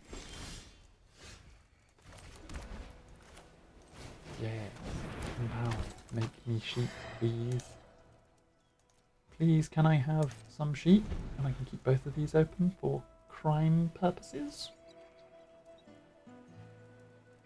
Will you allow me to make some sheep?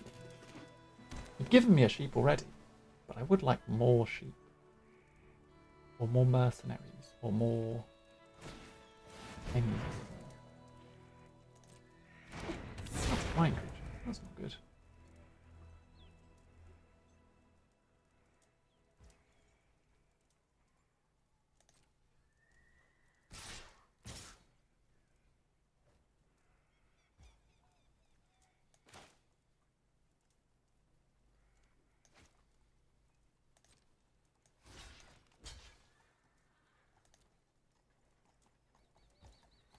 Now I can draw. Creature I control, target opponent.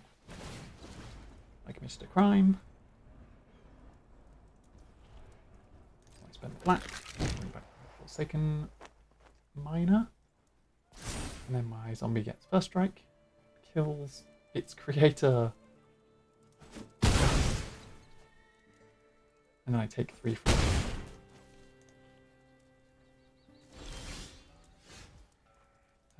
Rattle back.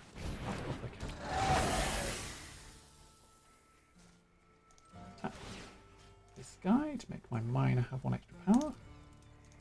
And attack with my 3/2. Are they going to block with their sheep?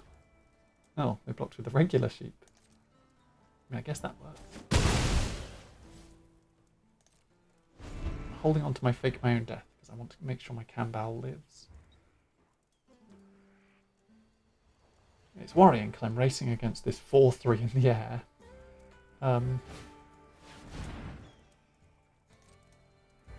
Ooh, what do they have? Another 4/3 in the air. Uh-oh. They're on 17. And they've got a crab. Beginning round step, if you haven't cast a spell from your hand this turn, draw a card, then discard a card. Nice. Good crab. They were making tokens. They were making sheep tokens. And I played Kambal and they just suddenly stopped making tokens. +0.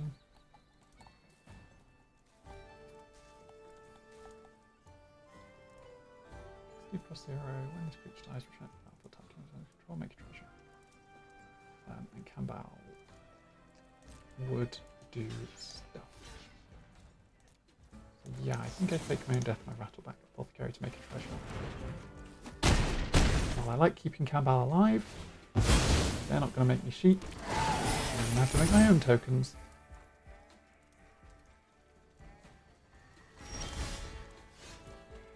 Oh. That I can keep going a little bit.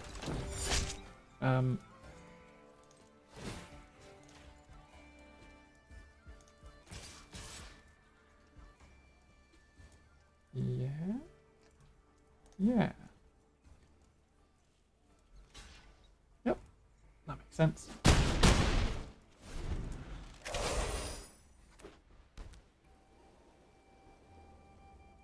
So Dead Eye Duelist can block 1 of the Djinn. Everyone's going to hit me. Never mind. Good game. That was me. That was my draft. Kambal did nothing. They saw him and stopped making... Actually, no. Kambal did do a thing. Kambal stopped them making sheep. Because if Kambal wasn't here, they would have kept making sheep to go as wide as possible. So while I want to say he did nothing, he actually swayed it into my favour. But I did go 2 and 3. That wasn't great. Unfortunately. I get 200 gems and another Outlaws pack. We'll crack open the Outlaws pack and see what we get. We get Butler's Pillage, Mystical Tether, Rise of the Varmints, makes a bunch of tokens. Common Wildcard, not bad. Ruthless Lawbringer, who is a vampire assassin. With when it enters, you may sacrifice another creature. If you do, destroy target non-land permanent. So it commits a crime, it is an outlaw, it would have been the perfect card if we had ended up in the white-black deck. And a rare wildcard. Not bad. Yet we lost. I played Cambal, they then stopped making sheep and dropped 2 4-power flyers. I couldn't do anything about it, so I just lost. Like, I managed to drop a reach creature right near the end to try and keep me in the game for another turn, and they then used a removal spell and killed it. So I then didn't have anything to defend myself.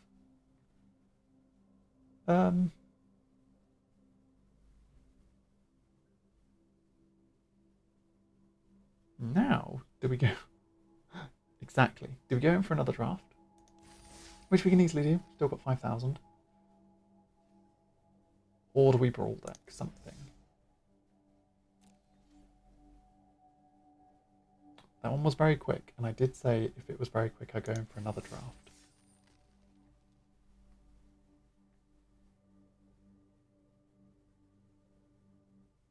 I think we go in for another draft.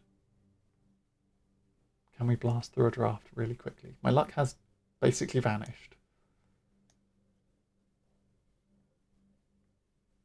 But drafting. And if we draft more Outlaws of Thunder Junction, we can get more Outlaws. And then potentially make a Brawl deck with Vile Smasher and Geezer and a load of Outlaws.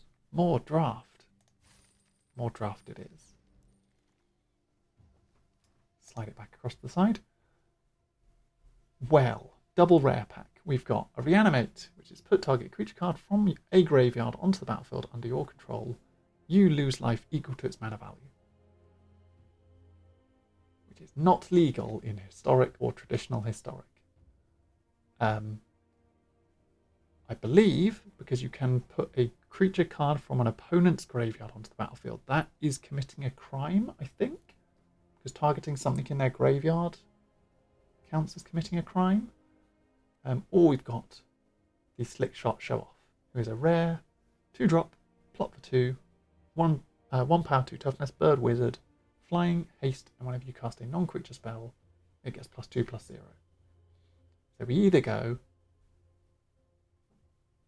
a black crime deck again, or a red spellslinger deck, which will end up committing crimes, probably. What are we thinking?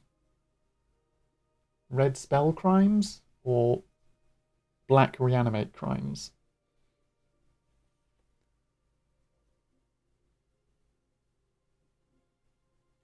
Like, we've done a lot of both. Reanimate is a very good card. And probably just gets into a lot of decks. Like, if we end up building the Outlaw deck, this probably just gets into that. But do we want to try something different and try and go for like a blue-red spell-slinging deck? What do we think? What do you think, Jay?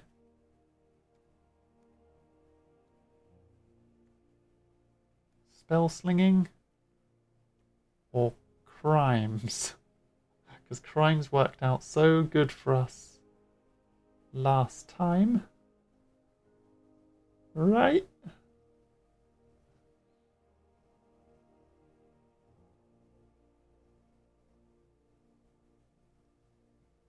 You don't know you're too dumb to... You're not too dumb to understand Magic. There's just a lot to it. Or we just pick one of the uncommons and just go through... Just the hard pick green. Just be like, you know what? Gold Rush. Try and get as much green as possible. Maybe I just grab... You only use preset decks? That's absolutely fine. Hopefully I can teach you. Hopefully watching this is letting you learn a little bit about draft, even if we are just drafting Outlaws of Thunder Junction quick draft. I think we just snag the reanimate because it's just a. Are we just? So for the black crime deck, we've got a really good black crime card, a really good black crime card, a black crimes matter card, a black crime card, or Sword of Wealth and Power. If you don't know about the Swords of X and Y, they're a cycle plus a couple of extra cards of swords that give protection from 2 types of things, give +2/+2, and have 2 abilities strapped to them. Which the Sword of Wealth and Power gives +2/+2, gives protection from instants and sorceries, which means one of our creatures is never getting crimed on ever because they're protection from instants and sorceries. And whenever the equipped creature deals combat damage to a player, you create a treasure.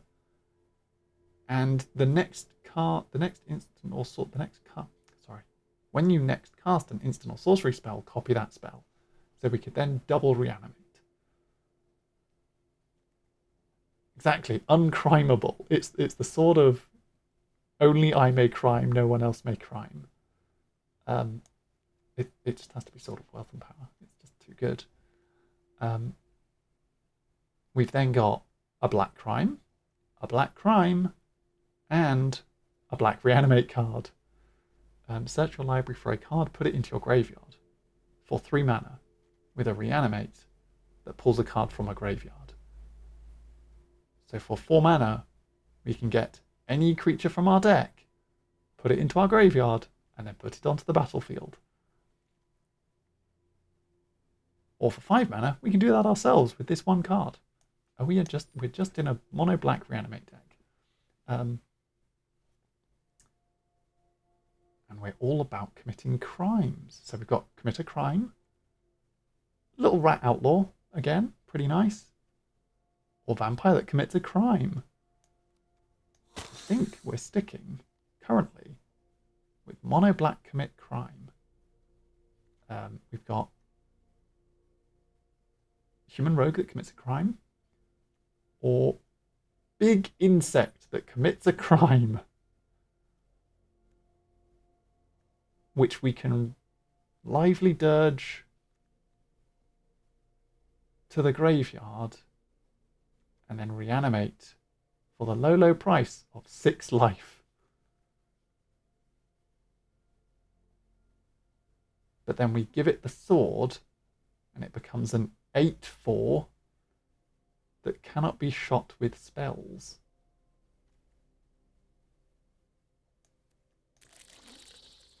Big centipede.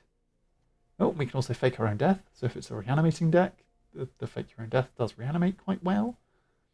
Doesn't commit crimes. Or we take this card that commits crimes. Or we take another equipment. I think for the moment I want to try and stick to mono black for this pack. We got this guy who, as we saw, beat us to death in one of the games. Oh, we've got Lazav. He cares about committing crimes, and he gets bigger, and he exiles cards from graveyards, and he becomes them. Maybe we just Lazav this game. Blue-black. Master of crime. He is a crime lord. Search life for a basic mana, or does it can't really put it on top? It's not a good card. Not a good card. No, maybe we just take something for the sideboard. Oh, we got Heartless Pillage back. That's a crime. We've got Jagged Barrens or Tomb Traveller. Put target card from your graveyard on the bottom of your library. But we want to be putting cards into our graveyard. Or this land that commits a crime that might be useful if we end up being splashing red at all. Not useful. Not useful. If we are playing Lazav, this is a crime. And if we have Lazav as a copy of someone else's outlaw, we get the bigger version. Or if we have like the Boneyard Desecrator. For the moment, it'll go in. Cares about committing crimes. And mountain. Goodbye, mountain. Big Worm. So Big Worm, our reanimate stuff does like Big Worm. Like reanimating Big Worm is good. Lively Dirge. The return up to 2 creatures with total mana value 4 or less from your graveyard to the battlefield. It has mana value 4, so it could be Big Worm. We can also exile it from our graveyard to search for a desert and put it onto the battlefield. Maybe we just want Big Worm. We can also give it the sword, and it becomes an 8/7 with trample and protection from instant sorceries. Big Worm. Not good to now be in 3, maybe 4 colours. Currently only 3 colours. That's just a land that fixes for a colour we're not in at the moment. We've got the crime committing person. If we do go into red, we've got Shark, who's a shark. In black, we've got this crime.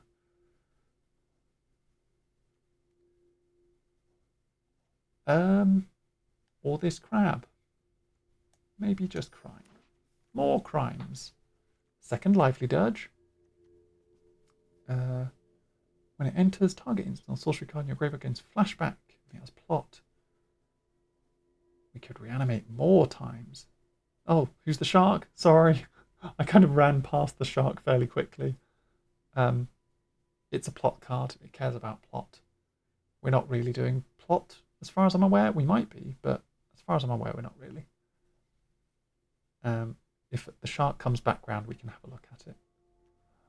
It's more fixing if we wanted to go into blue, black, red, but we do have the Colossal Rattleworm, so maybe we want to go into green. Blue, black, green currently. As far as I'm aware, Terror of the Peaks is the only massive red thing. Which Lazav could become a Terror of the Peaks. It'd be very silly if it was. Or Lively Dirge for more reanimate stuff.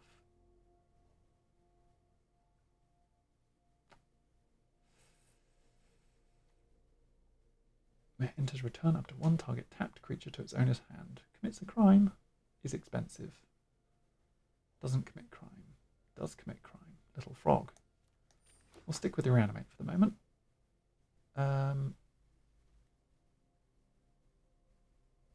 It really wants us to go into blue, black, red. When you cast your second spell each turn, it's a flying 2/3 for 4. When you cast your second spell each turn, it gets a +1/+1 counter and you draw a card. Or we can fling, which commits a crime. Or we can get another Consume Ashes, which commits crime. Or we can play a little Lackey, but that's in red. We can Treasure Dredger, which helps us fix mana for like the Colossal Rattleworm. Maybe we do need that. We've got this blue crime. We've got a green protection spell. Or mana fixing. Mana fixing, but maybe mana fixing not in killing ourselves version. Ooh, Surveil also puts a thing in our bin for reanimate. That's an upside to playing the conductive conduit pylon.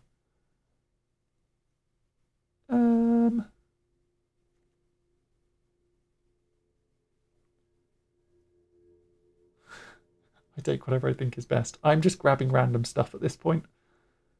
Another big green card, and we did die to these a couple of times.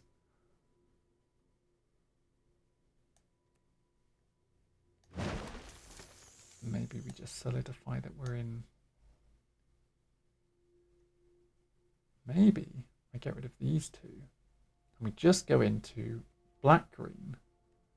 We put Betrayal at the Vault in, and we are only splashing blue for Lazav.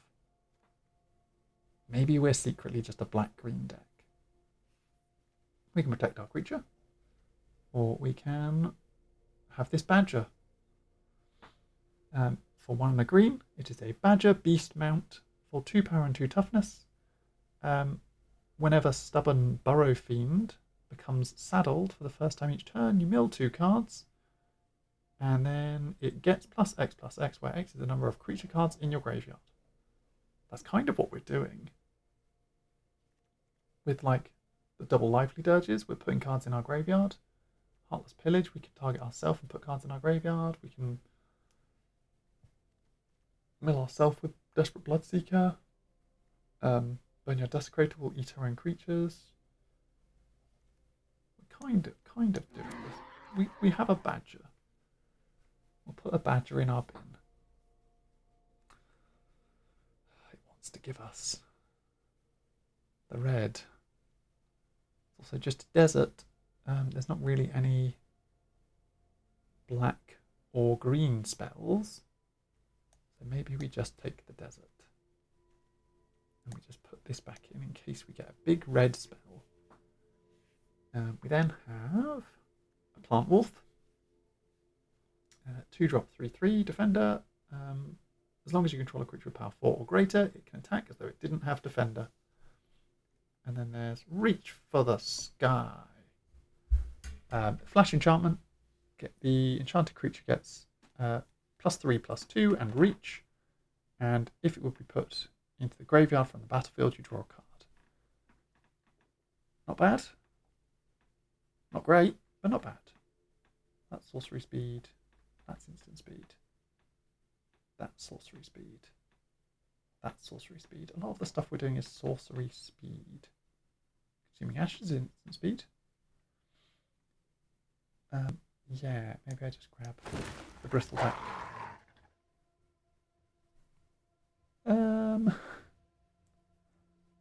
Just grab an on-color card. There's the shark. Lone Shark. 3 and a blue for a creature shark rogue. It's 3 power, 4 toughness. And when it enters, if you've cast 2 or more spells this turn, you draw a card. And it has plot for 3 and a blue. So it wants you to be plotting a bunch of cards to cast lots of cards in a turn, so that you can then draw a card when it enters. And also it's just an outlaw that is also a shark. Kind of funny. We'll put him in the little blue sideboard area. We'll put this frog in the little blue sideboard area too. And this second take the fall. And this sees the mountain can get in there. Okay. We've got a Malcolm the Eyes for blue and a red.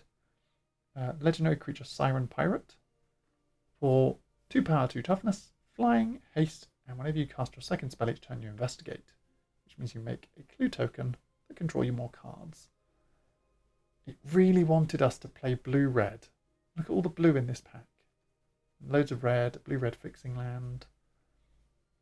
We had a bunch of those other cards. Instead we picked the Reanimate to start with, and then the Colossal Rattleworm to kind of force ourselves into black-green. We've got a Voracious Varmint, which is a Varmint. It's a 2-drop, 2 power, 2 toughness, vigilance, can sacrifice itself to destroy target artifact or enchantment. Some alright removal, little creature, or we've got the Vault Plunderer, with when it enters, target player draws a card and loses 1 life. Which if we target our opponent, it's a crime. If we target ourselves to draw the card, it's not a crime, whereas this will be a crime. I think we just take the Varmint for now. We've got Double Down. Whenever you cast an outlaw spell, copy that spell. Dang it. We don't really have many we're not really doing outlaws. And we're not really in blue. We've just got Lazav. We could take a second Lazav.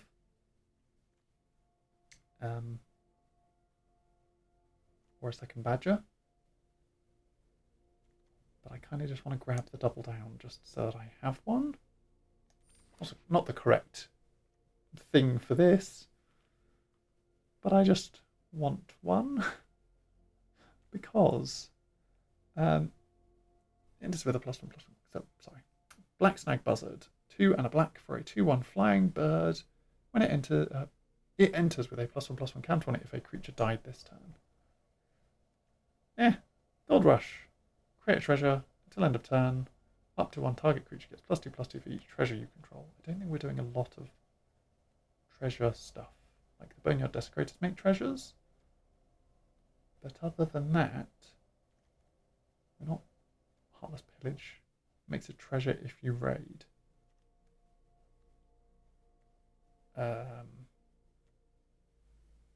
Figure in Death makes a treasure. Not doing a huge amount of treasure stuff.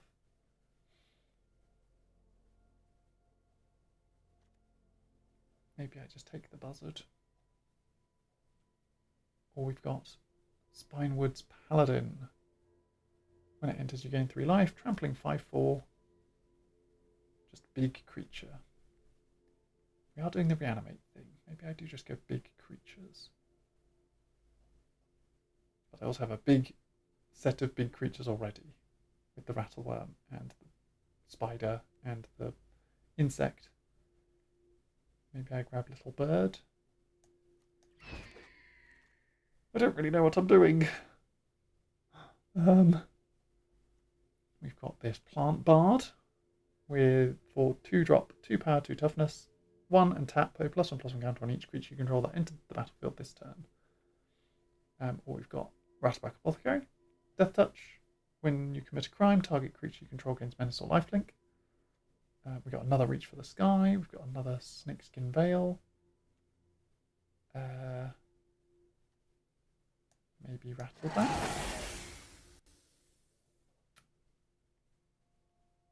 Oh gosh. Like we've got a bunch of deserts that want us to go into red. There's another desert here that wants us to go into red. The only reason I've been taking deserts is because of Cactarantula.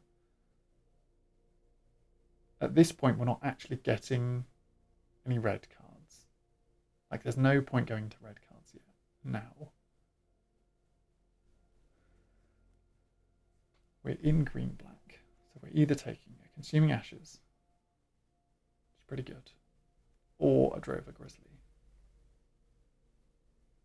who's a bear mount.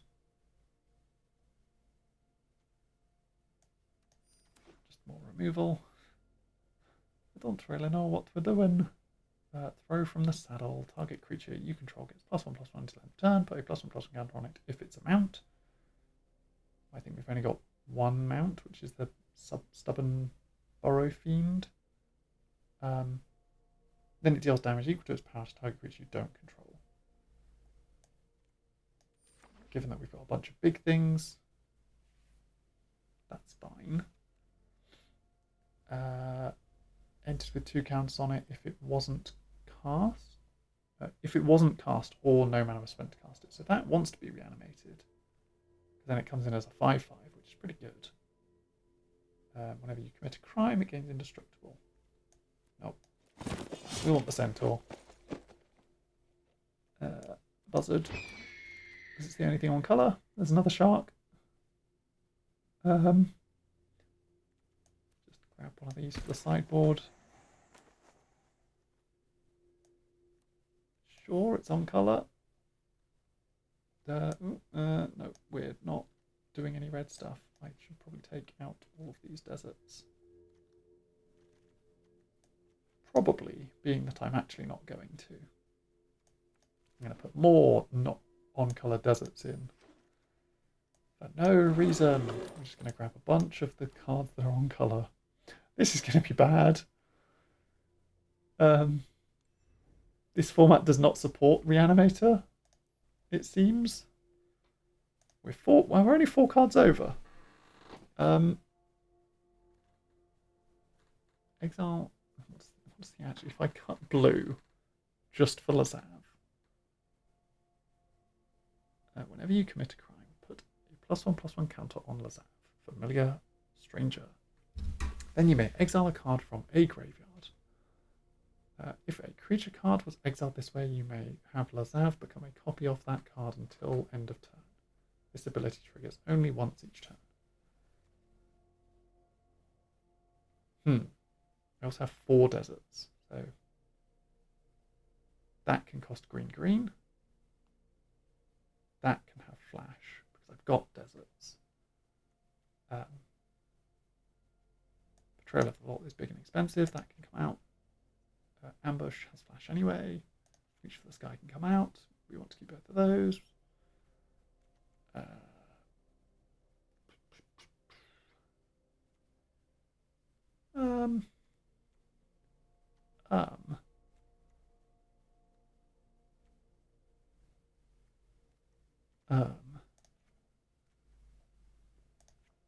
That? Sure. Sure, that's 40 cards. That certainly was me picking some cards to cut, and then just cutting them because I could. The deck's going to be called...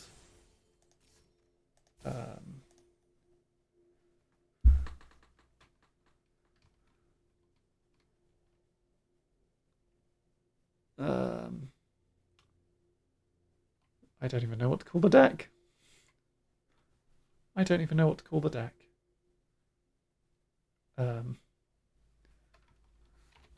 It's always Lazav. Because no matter what I'm doing, it's always Lazav. I'll cast some spells and then do some stuff. I like that we have the reanimate artwork on the box because that was what we picked first. And that's entirely what we based our whole deck around. We're going to hopefully draw it because we don't have that much card draw in our deck. And then maybe we will Lively Dirge, because we've got multiple Lively Dirges. We will maybe Lively Dirge a big worm into the bin and then grab it back. Or we'll end up having to mill ourselves for something and then get a big spider. I don't know. We're gonna do some stuff. We got Lively Dirge, we got Consuming Ashes, we got Half Pillage, we got Bristleback Sentry. We've got Colours of Mana that we can do for stuff because that can fix into the green to get the bristle. Sure. I'm going to be playing spells. Let's start with Conduit and Surveil 1. We can keep that blue on top. Just oh, pardon me. Oh, that wasn't good. Hopefully you guys didn't hear that, but you probably did. It was quite loud. Oh, that made me feel a little bit ill.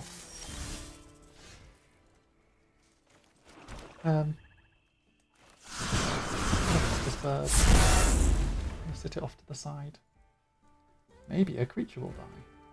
I only cares about if a creature died. If we exile a creature, it doesn't count. Whoops. It's fine. I'm going to take some damage from these little snakes. They're also just playing 3-colour stuff.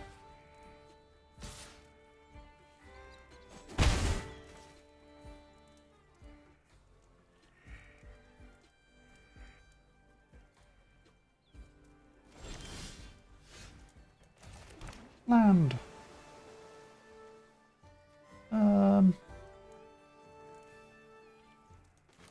I'm just going to play the Bristleback Sentry. I just want to play this bird. I'll just play this bird. Sure, it's not going to get the 2 counters, but I don't really care.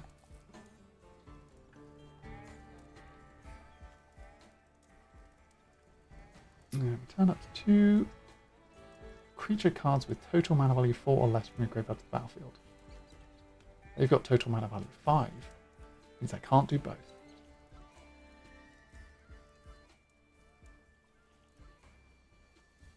Hmm. Well, that's fine. I'm keeping this for something else. I'm keeping this to get the big worm. I'm going to dump the big worm into my bin and then bring it back again.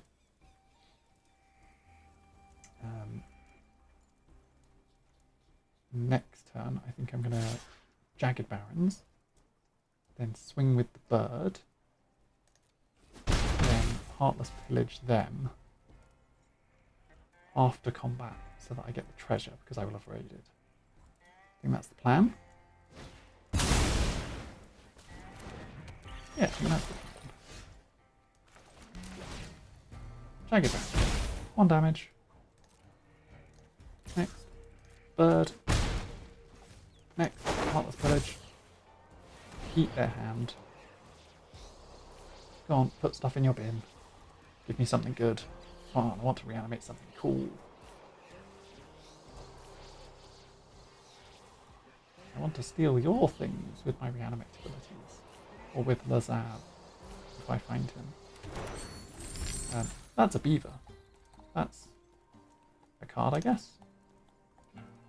Sure.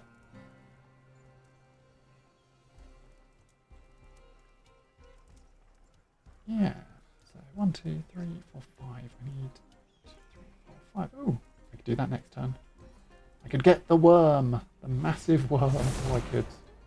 If I draw a land, I could flash in my ambush. Gigapede. Options. Lots of options. Yeah, I'll just trade it. Because they're such. Are we going to get a land?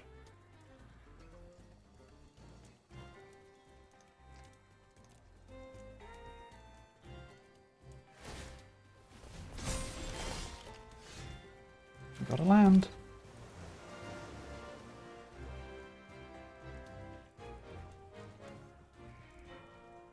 Now I could just Consuming Ashes their beaver. 1, 2, 3, 4. Now it leaves up the mana of 2 Desperate Bloodseeker. And then next turn I can Lively Dirge. Yeah, I think I'm just going to... That was instant speed. I could have done that whenever. Oh well. Never play optimally. Mill 2 cards. Sure. Hit you with the bird. I'm totally willing to trade this vampire into that ankle biter.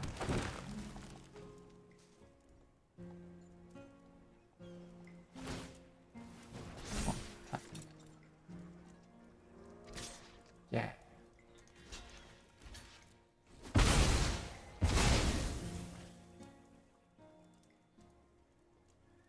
Yeah. I'm ready. I'm prepared. And then I draw a Sword of Wealth and Power. And that means I could Lively Dirge twice next turn. And then I draw Sword of Wealth and Power.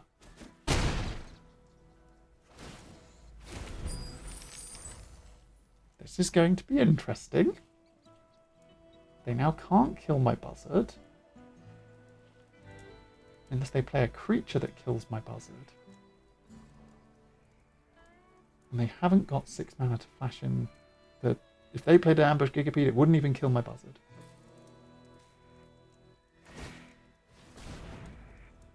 They discarded the armadillo. What if I could be an armadillo? What if Lazav was an armadillo? 7/7 reach ward 3. Okay, I'm going to take 3 damage. I am okay with this. I accept the 3 damage. Yes. Yes, I accept 3 damage. Because next turn I'm going to get just a full board save.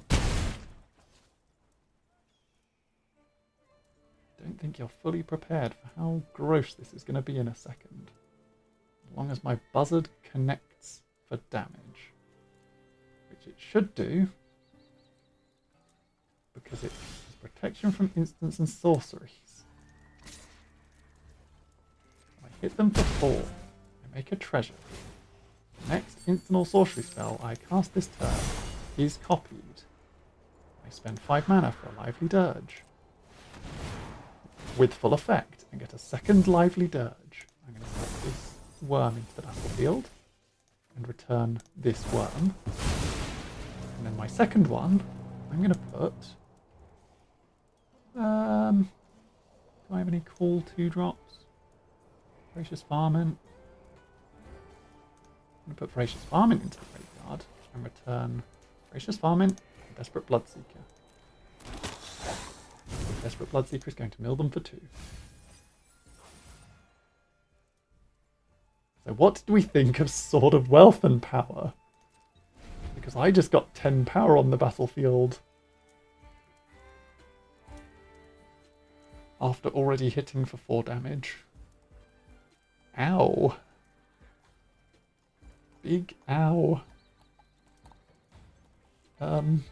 Yes, chaos. I committed a crime. Notably, none of that was committing crimes. Because it all targeted myself and my own stuff. Dropping 10 power, not a crime. Making an opponent draw a card is a crime. It was the liveliest of dirges. Look at the dirge. Look at how much dirge there was. And because I also got 2 treasures, next turn I can just ambush Gigapede. And then turn sideways. And they'll just die.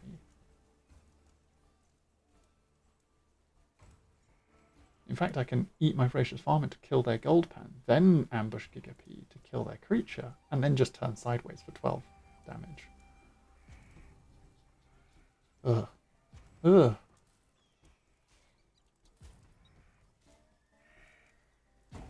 Yeah, because I've got 7 mana. So it's 1 for that, 6 for that.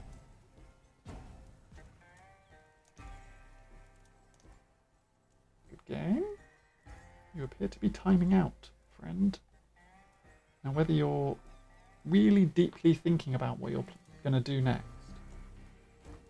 I'm not sure. But I think you might just be hoping that I scoop. Or you might have disconnected. They could have just disconnected. I'm going to be generous and say that they just disconnected and had an unfortunate internet accident.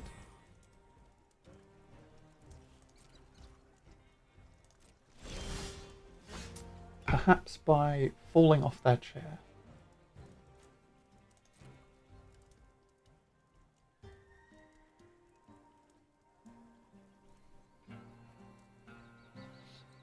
Well, I go to combat.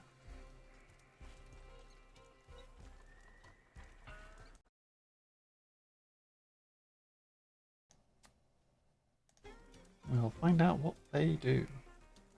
I think they disconnected.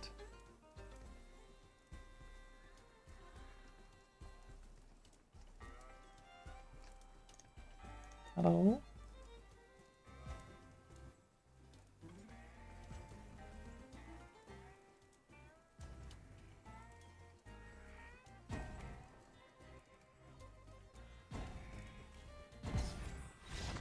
Yep, they disconnected.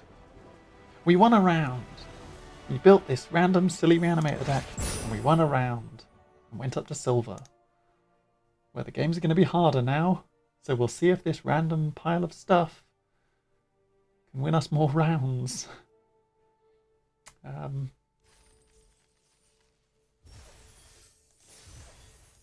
I like to think that that turn was so disgustingly good that their internet broke. They fell backwards off their chair, kicking their router up into the sky, and it unplugged it, and they disconnected. I feel bad. That was kind of mean, but also I opened a mythic, and I ran the mythic. David Grontier. This is a hand I can keep. Sure. We can cast the creatures. We can cast the spell. We've got mana. This is a hand I can keep. Ooh, look at planes. The Foundations planes. Oh, they're all Foundations planes. Forest. Play the Badger. Badger Beast Mount. It's horrible looking. Look how big that badger mouth is. And also I think it's got a snake tail, which maybe is what makes it a beast. And also, if I'm looking at it correctly, it might have 6 arms. Spooky. I'm going to play the Pylon. Surveil 1. That swamp can go to my graveyard, because I've got plenty of land. I'm going to attack with the Stubborn Burrow Fiend and see what they do. Because maybe they kill it. And if they kill it, we can drop the Buzzard in for more. They didn't kill it. That's fine. We can play this Drover Grizzly. Bear Mount. Now it looks like I'm playing mounts. Little do they know I'm playing Reanimator.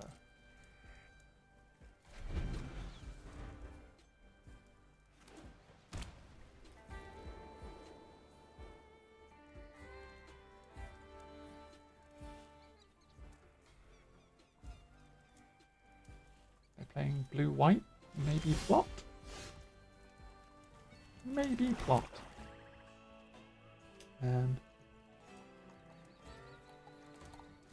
+6 makes the number of creatures in my area, which is none.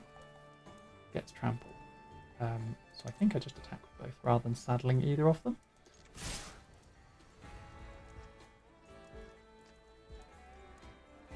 What have you got? Show me what you've got. Show me the spells. I'm just itching to kill my own creature. And then play this Buzzard. Ooh, which one are you destroying? Destroy target creature with bigger power than nothing else. Exile target non-token creature, return it to the battlefield under its control, beginning the next turn step. So given that they're destroying this anyway... Oh, back that Grizzly. Draw 2 cards. They then flicker this. And because a creature died this turn, this Buzzard now enters with 2 counters. Or with a counter. There's only 1 counter. Bad. But I've now got a creature in my bin. Which is good. 1, 2, 3, 4, 5. Next time we can play a forest and play Lively Dirge for the big worm. We can get the big worm. Yes. Ooh, they did not control any other creatures, so it comes in just as a thing. I'm just going to attack with both. See what they do, see what happens. Are they going to try and kill my badger? Am I okay with it? Yes, I'm okay with my badger dying.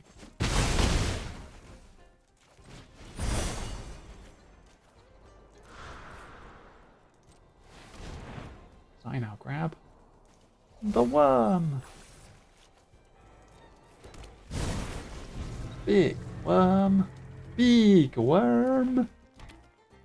It's a 6/5 with trample. This is their turn to kill it. If they cannot kill it this turn, I can hold up to fake my own death. So make sure that it gets in for damage. Or they can play Hoka the Ring Room and turn it into that. Wait. Beginning of combat. Makes an out. Beginning of combat. Do not control the creature. Ooh, and I've got to reanimate. Nice. So if they kill the big worm, I reanimate it. Or I reanimate their Visage Bandit as another big worm. It's tempting. It's really tempting. Lose life equal to its mana value, which is still 4.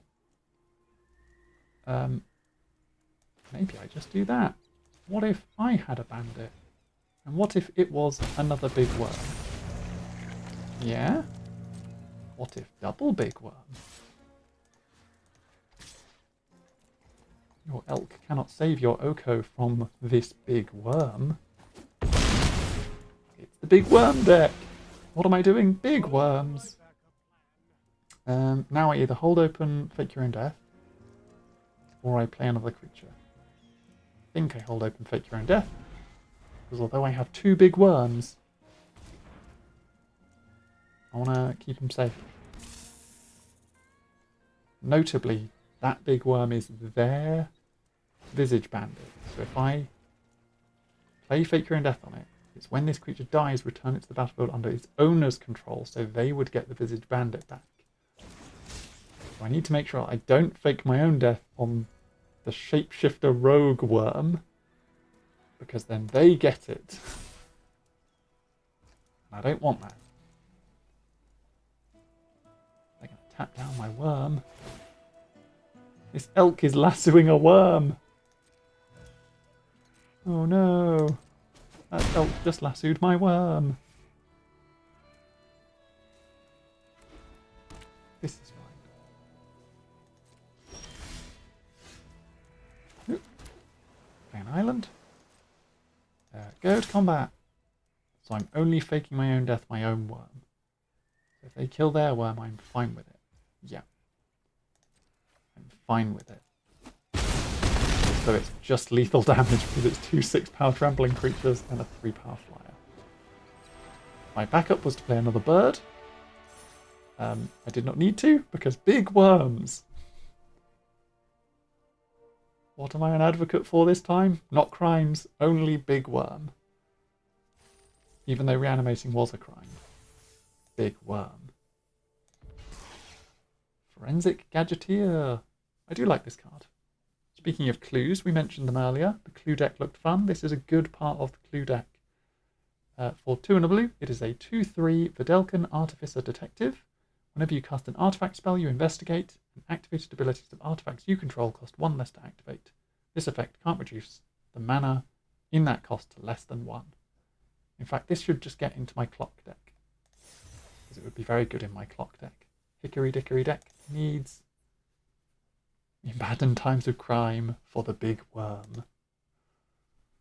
All hail the big worm. I've got 2 lively dirges in here just to get the big worm. It's just 4 copies of big worm, the deck. This starting hand might not be playable if I don't draw more land. But if I draw more land, it's a very good hand. I haven't lost a round yet. But that's exactly what I said last time, where I then started losing a bunch. So, I think the Sword of Wealth and Power is here to tempt me to keep this hand. And I should mulligan. Big worm. Big worm. This is a better hand. I can put the Ambush Kikipede into my bin. Keep 3 lands. Keep the Buzzard. Be close to big worm. Oh, it doesn't go to my bin, it goes to the bottom of my library. In that case, I can put the Kikipede to the bottom of my library. That's fine.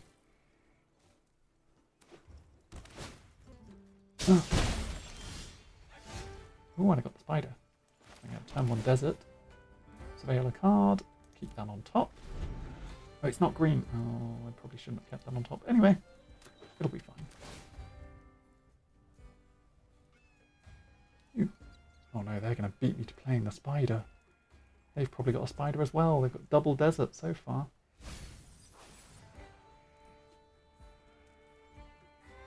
No second desert for me. All my deserts are red. I'm not even playing any red cards.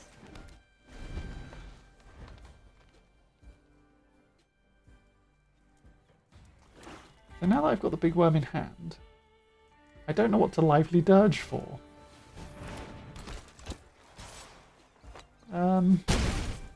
Yeah, don't know what to lively dirge for.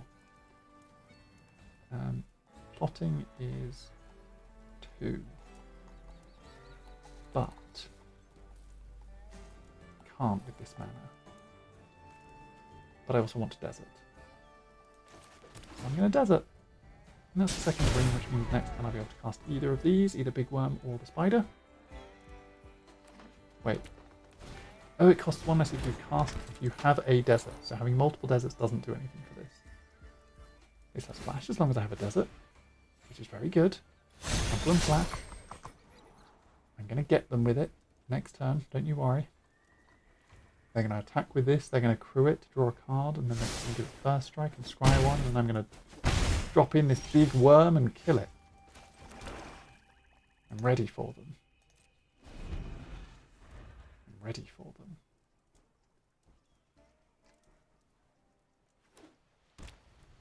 And a big worm. And hopefully they don't kill it. Big worm.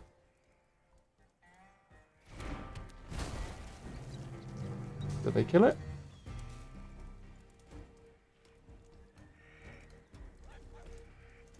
They didn't kill it. Oh,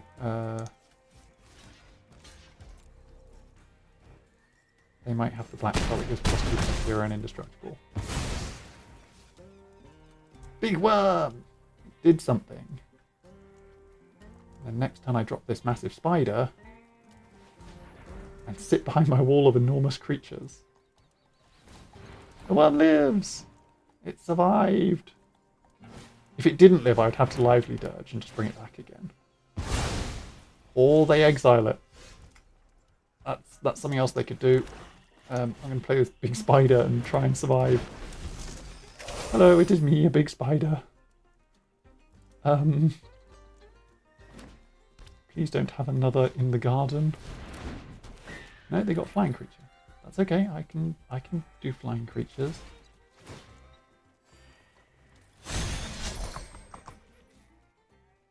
That's fine. It doesn't have haste. Oh, it's not in the graveyard. It's exiled, so my Lazav can't become a copy of it. Lazav is whenever you commit a crime. Which doing that will be committing a crime. So if I play Lazav, that's 4. I commit a crime, I make it into a copy of the number of mounts you control. Apparently they have no other mounts. I'm not just dead yet. Oh, also my spider's got reach. I'm not dead at the moment. We're okay.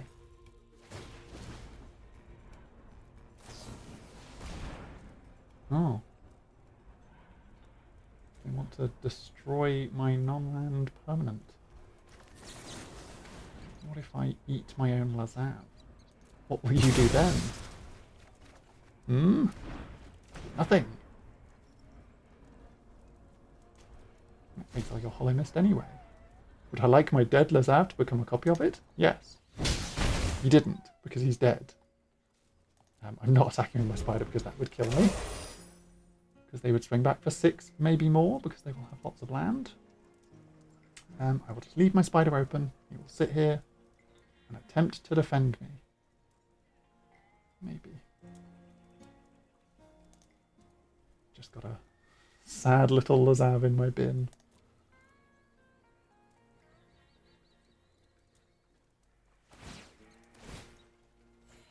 Okay. Okay. Okay. Another flyer. Okay.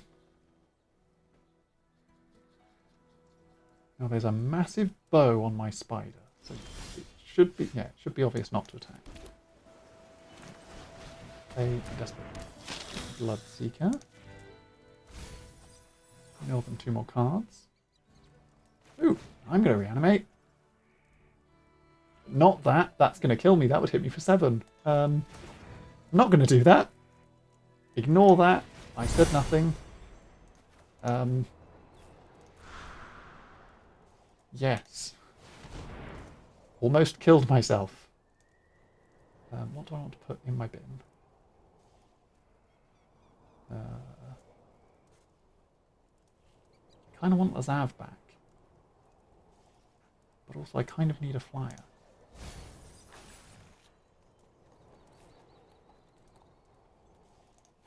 We'll get Lazav for the moment.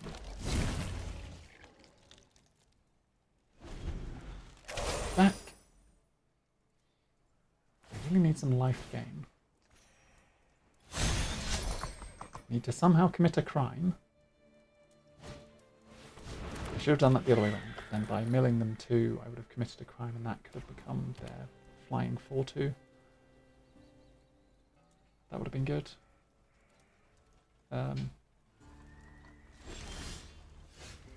But it's fine. My spider is holding them at bay for the moment.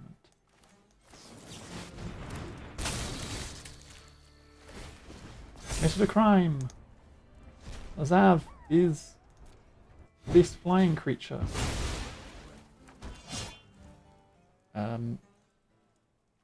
Reanimate is a sorcery speed. I'm on 7 life. I could take their griffin.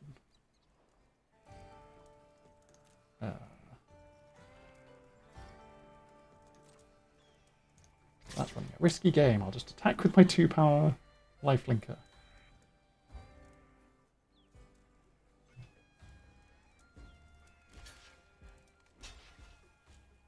Oh.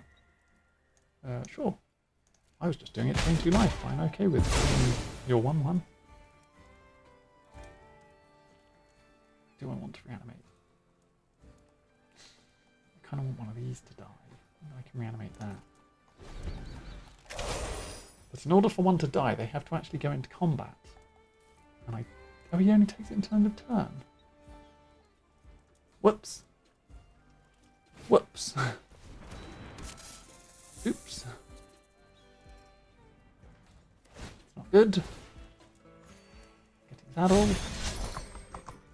That's fine.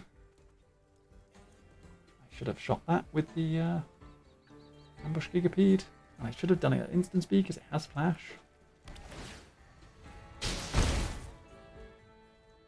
If they play too many more deserts, I'm just going to die. Oh, I should have got the Oh, I should have got the varmint. What mana value 3? Eat your wily duke. That's a crime. That's also an instant. I don't care.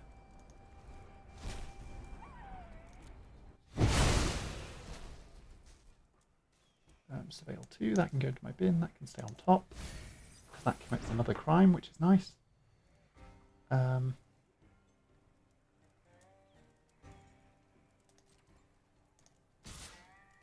Swing with big gigipede.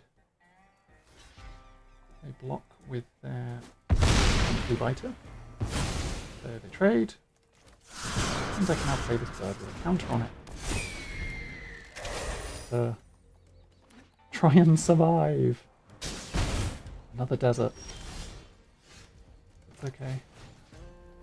Wait. Cancel. That's sorcery speed. Attack with Lazav.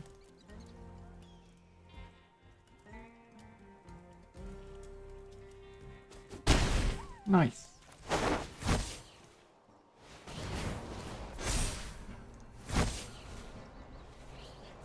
Lazav is a 1/1 Death Touch Snake. And then he's not.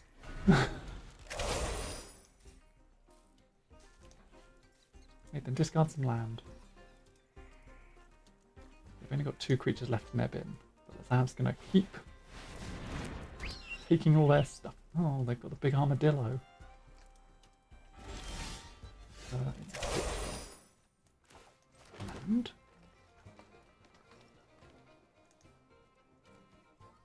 I could reanimate. I could reanimate one of my own creatures.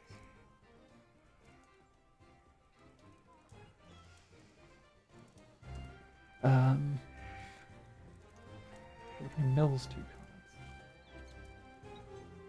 Maybe that's the play. Because the reanimate isn't a crime, but the desperate Bloodseeker is a crime.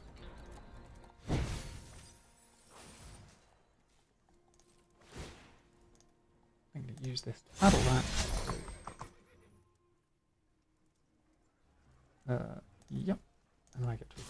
with my 7/5 first striking Lazav. Finally one, so I can put that land to the bottom. My poor worm was put into jail.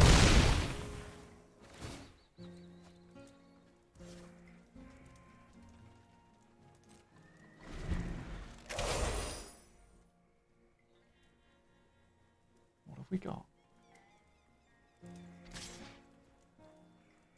Oh, he's just attacking with the big armadillo. I have to block it. Otherwise I die. So, chuck that buzzard in the way. Ah, yes! I drew the varmint. Flawless. Perfect.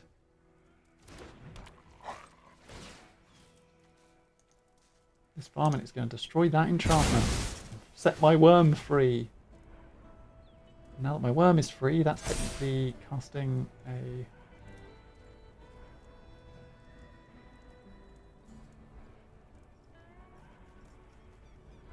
You may exile a card from a graveyard. If a creature card was exiled this way, you may have Lazav become a copy of it until end of turn. This ability triggers only once each turn. Why is this not exiled?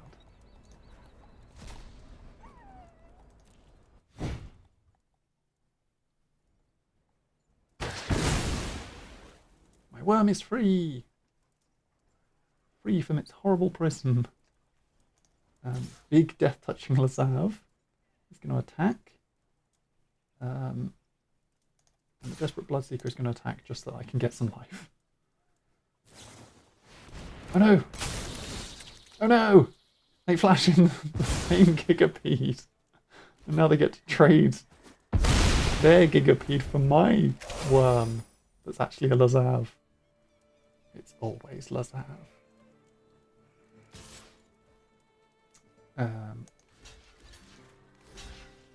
They're probably going to kill my spider. But I got rid of their armadillo. That's the important thing.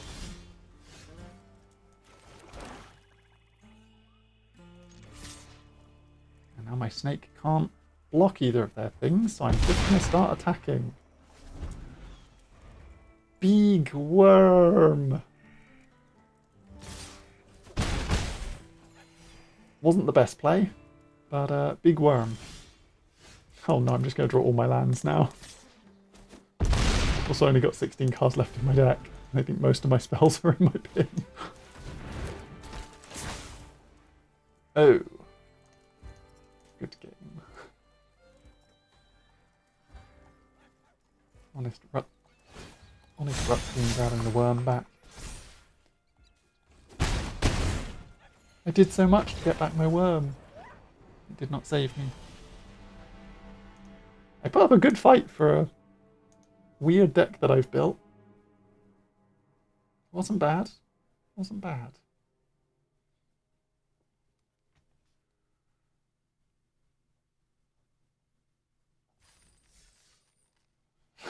I'm currently 2-1. Let's run it through again. That match almost took us an hour. No, almost took us like half an hour. All glory to the big worm. We're going to get there. Big worm's going to win us all our matches from here on out. We're going to go 7-1. All big worm victories. But we've now proven that the big worm is not even the biggest creature in the set. If we had gotten that armadillo as well, we could have been reanimating armadillos.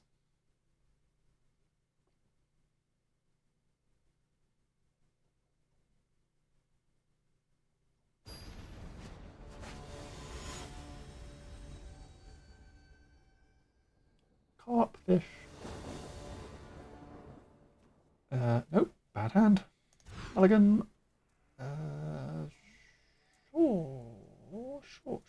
Sure. Yeah, we can actually play this. Yep, we'll keep.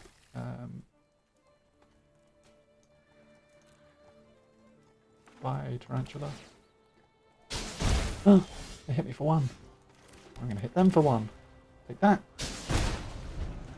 Now that we've traded ones, hello. Little road runner. what if... Desperate blood creature. And I mill you for 2. I get a second Roadrunner. Lazav can be the Roadrunner.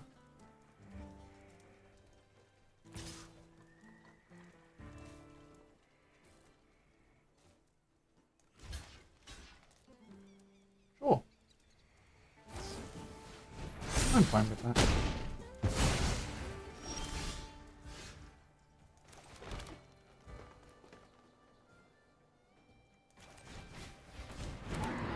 Badger.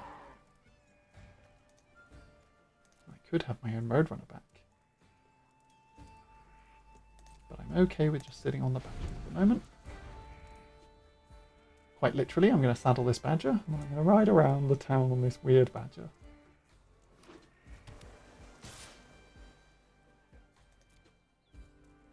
No block. Ooh, painful.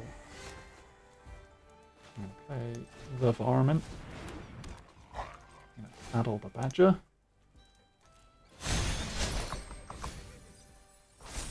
Nice. I'm going to attack with the Badger. There. I milled 4-2. I'm going to hold my Reanimate for later in the game, when it might be more relevant.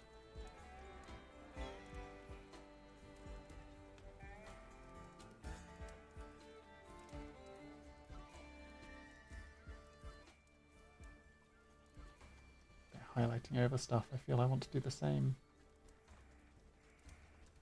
Sadly, the Badger sounds like something very interesting. The Badger is kind of interesting. Oh, you mean saddling up my Badger and riding it around town? I don't know what you mean. Completely innocent sounding. I don't know what you're talking about.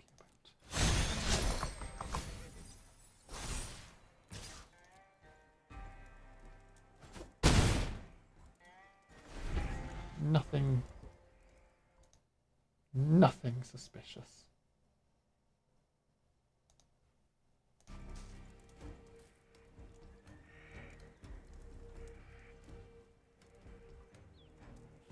Absolutely fine. We're just attacking with a Badger, being ridden by a Varmint. It's all very weird.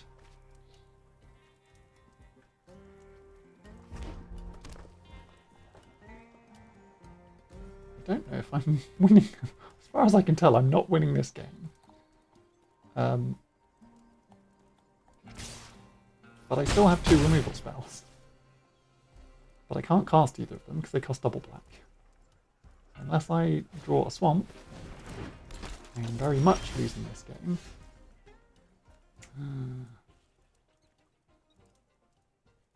Ooh.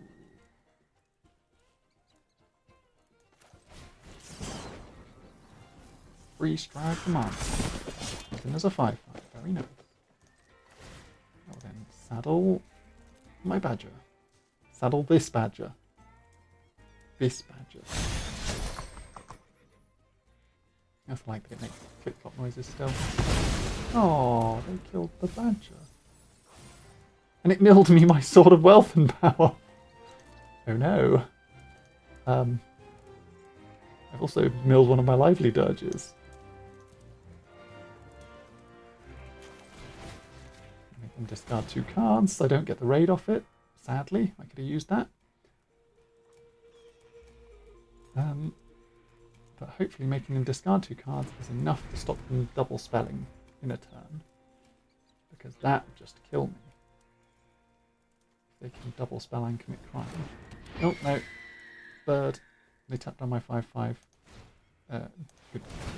They've killed me. They've got so much power. 11 power on the field. Because they top decked one of those 2 creatures. And it just killed me. That didn't go well for us. I kept a hand that should have been okay, and then I just drew no mana. I mean, I drew like 2 extra green and had 2 double black removal spells.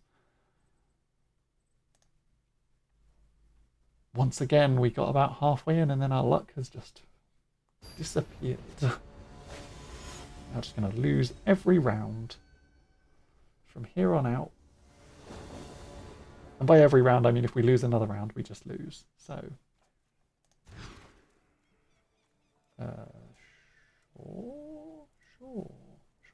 sure. That can go to the bottom. We'll keep the worm in hand and hope that we can win with it. Oh, I think number 1. Yep.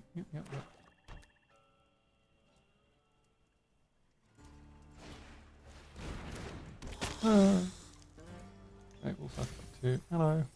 Oh no, they milled my reanimate. I'm going to keep that lively dirge on top because I've got this other lively dirge that's kind of my buzzard. I'm going to take 2 damage. Ouch.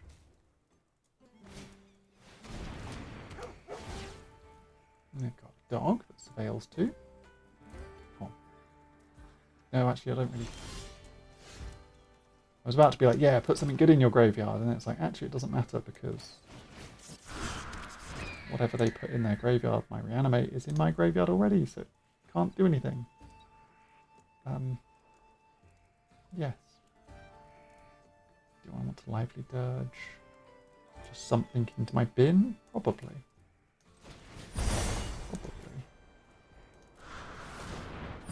What do I want to lively dirge into my bin?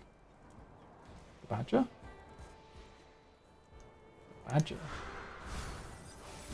And if I do the full cast for my other lively dirge, I can get the varmint and pull back the badger and the varmint. That's something. That's the bigger life point swing. Even though the other one hits me more. The other one's gaining them life, which is putting a bigger distance between us both.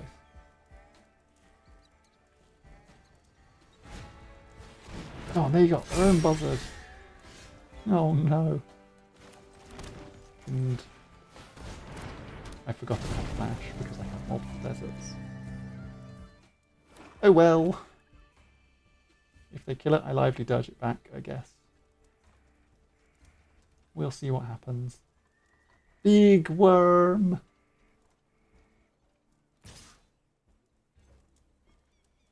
The buzzard does not care about big worm.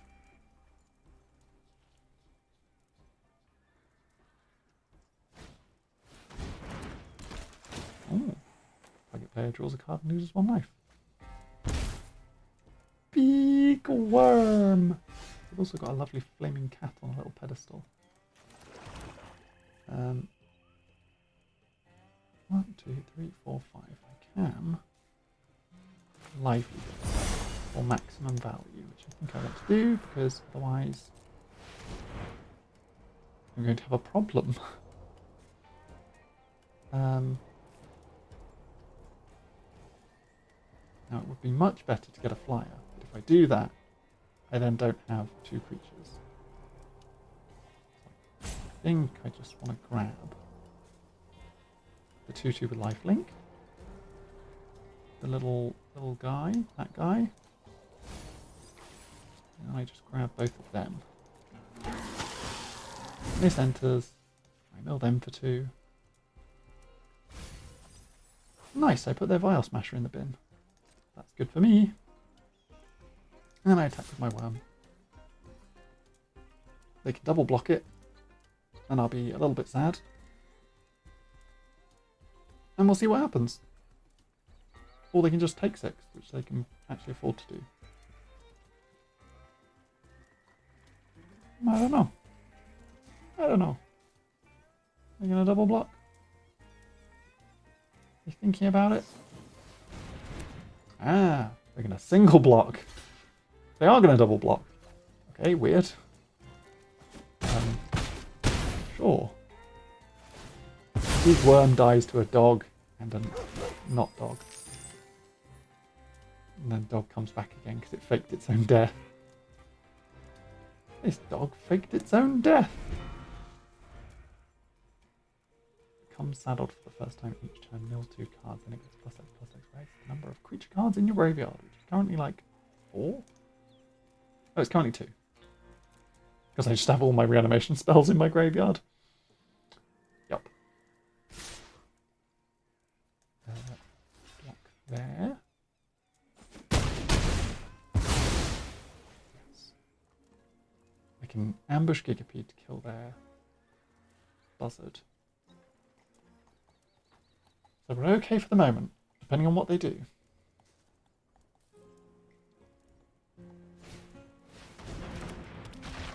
We're okay for the moment. Okay. Now that we've got 6, that means we should keep the Gigapede. Try and 2-for-1 them. Because if they attack with both, I can flash in the ambush Gigapede, which kills the buzzard, and I can double block the Desiccator.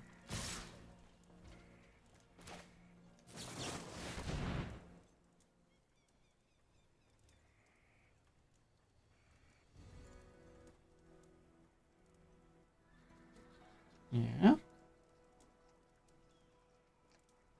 He's kind of big worm.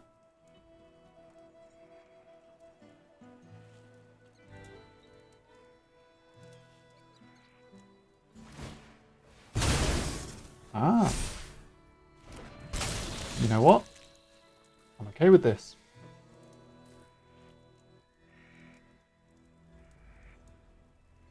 Now you ate your own buzzard. You should have waited for the ability to go on the stack. And then eaten it. Because now your creature is just going to trade with one of them. And not both. Unless you do that. That also works. Nice.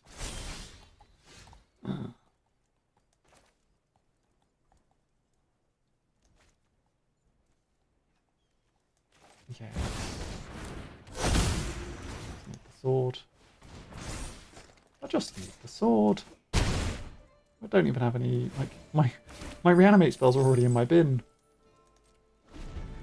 I just want the sword. Protect this badger.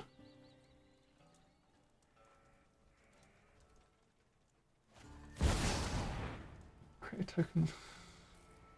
Copy of target artifact creature you control, except it's an artifact in addition to its other types. It gains haste sacrifice at the next end step. Looks like I'm taking 7. Oh no!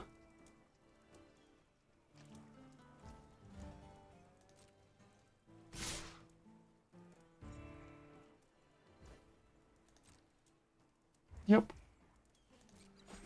Yep.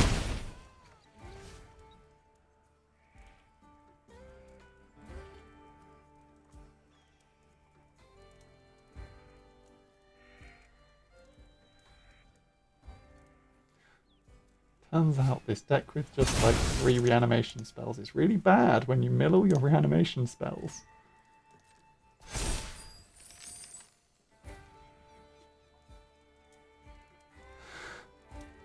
Don't worry, the worm is just in the bin.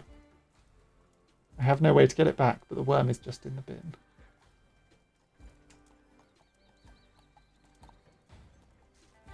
There are ways out of this. If we draw either of our... Yeah, neither of them are in the bin. If we draw either of our spells that just exile target creature, we have the mana for them, and we just eat it. When it enters, you may sacrifice a creature. When you do, target player draws 2 cards and loses. Okay, this is how it ends. They just kill me. Because they sacrifice itself and then pick me. And I then draw 2 cards and lose 2 life. Are they picking me? They're picking... me! I'm going to exile my own worm. Get a desert, and then when that desert enters, I hit them for 1, and then I die. Good game. Oh no, we did not have a good game that time. I told you I'd just go into a big losing streak, though. Oh dear. Oh dear. Dear, oh dear, oh dear. 2 wins, 3 losses. It's always Lazav. I'll grab my rewards. 200 gems and a Outlaws of Thunder Junction pack. We will open the Outlaws of Thunder Junction pack. We got a Trick Shot, another Cactarantula, a Shoot the Sheriff, which is very good. Buried in the Garden, just to remind us of when they trapped our worm. A Miriam, Herd Whisperer. Yeah, at least we got a pack. And, ooh, a Riku for the Many Paths. For green, blue, red, it is a 3 power, 3 toughness, legendary creature, human wizard, with when you cast a modal spell, choose up to X, where X is the number of times you choose a mode for that spell. Exile the top card of your library until end of your next turn. You may play it. Put a +1/+1 counter on Riku of the Many Paths that gains trample, and make a 1/1 blue bird creature token. He's very fun. Or he sounds very fun. I thought about making a deck with him, and he kind of looked fun. But yeah, that was our exploration into Quick Draft Outlaws of Thunder Junction. We made it to silver and then got absolutely stomped.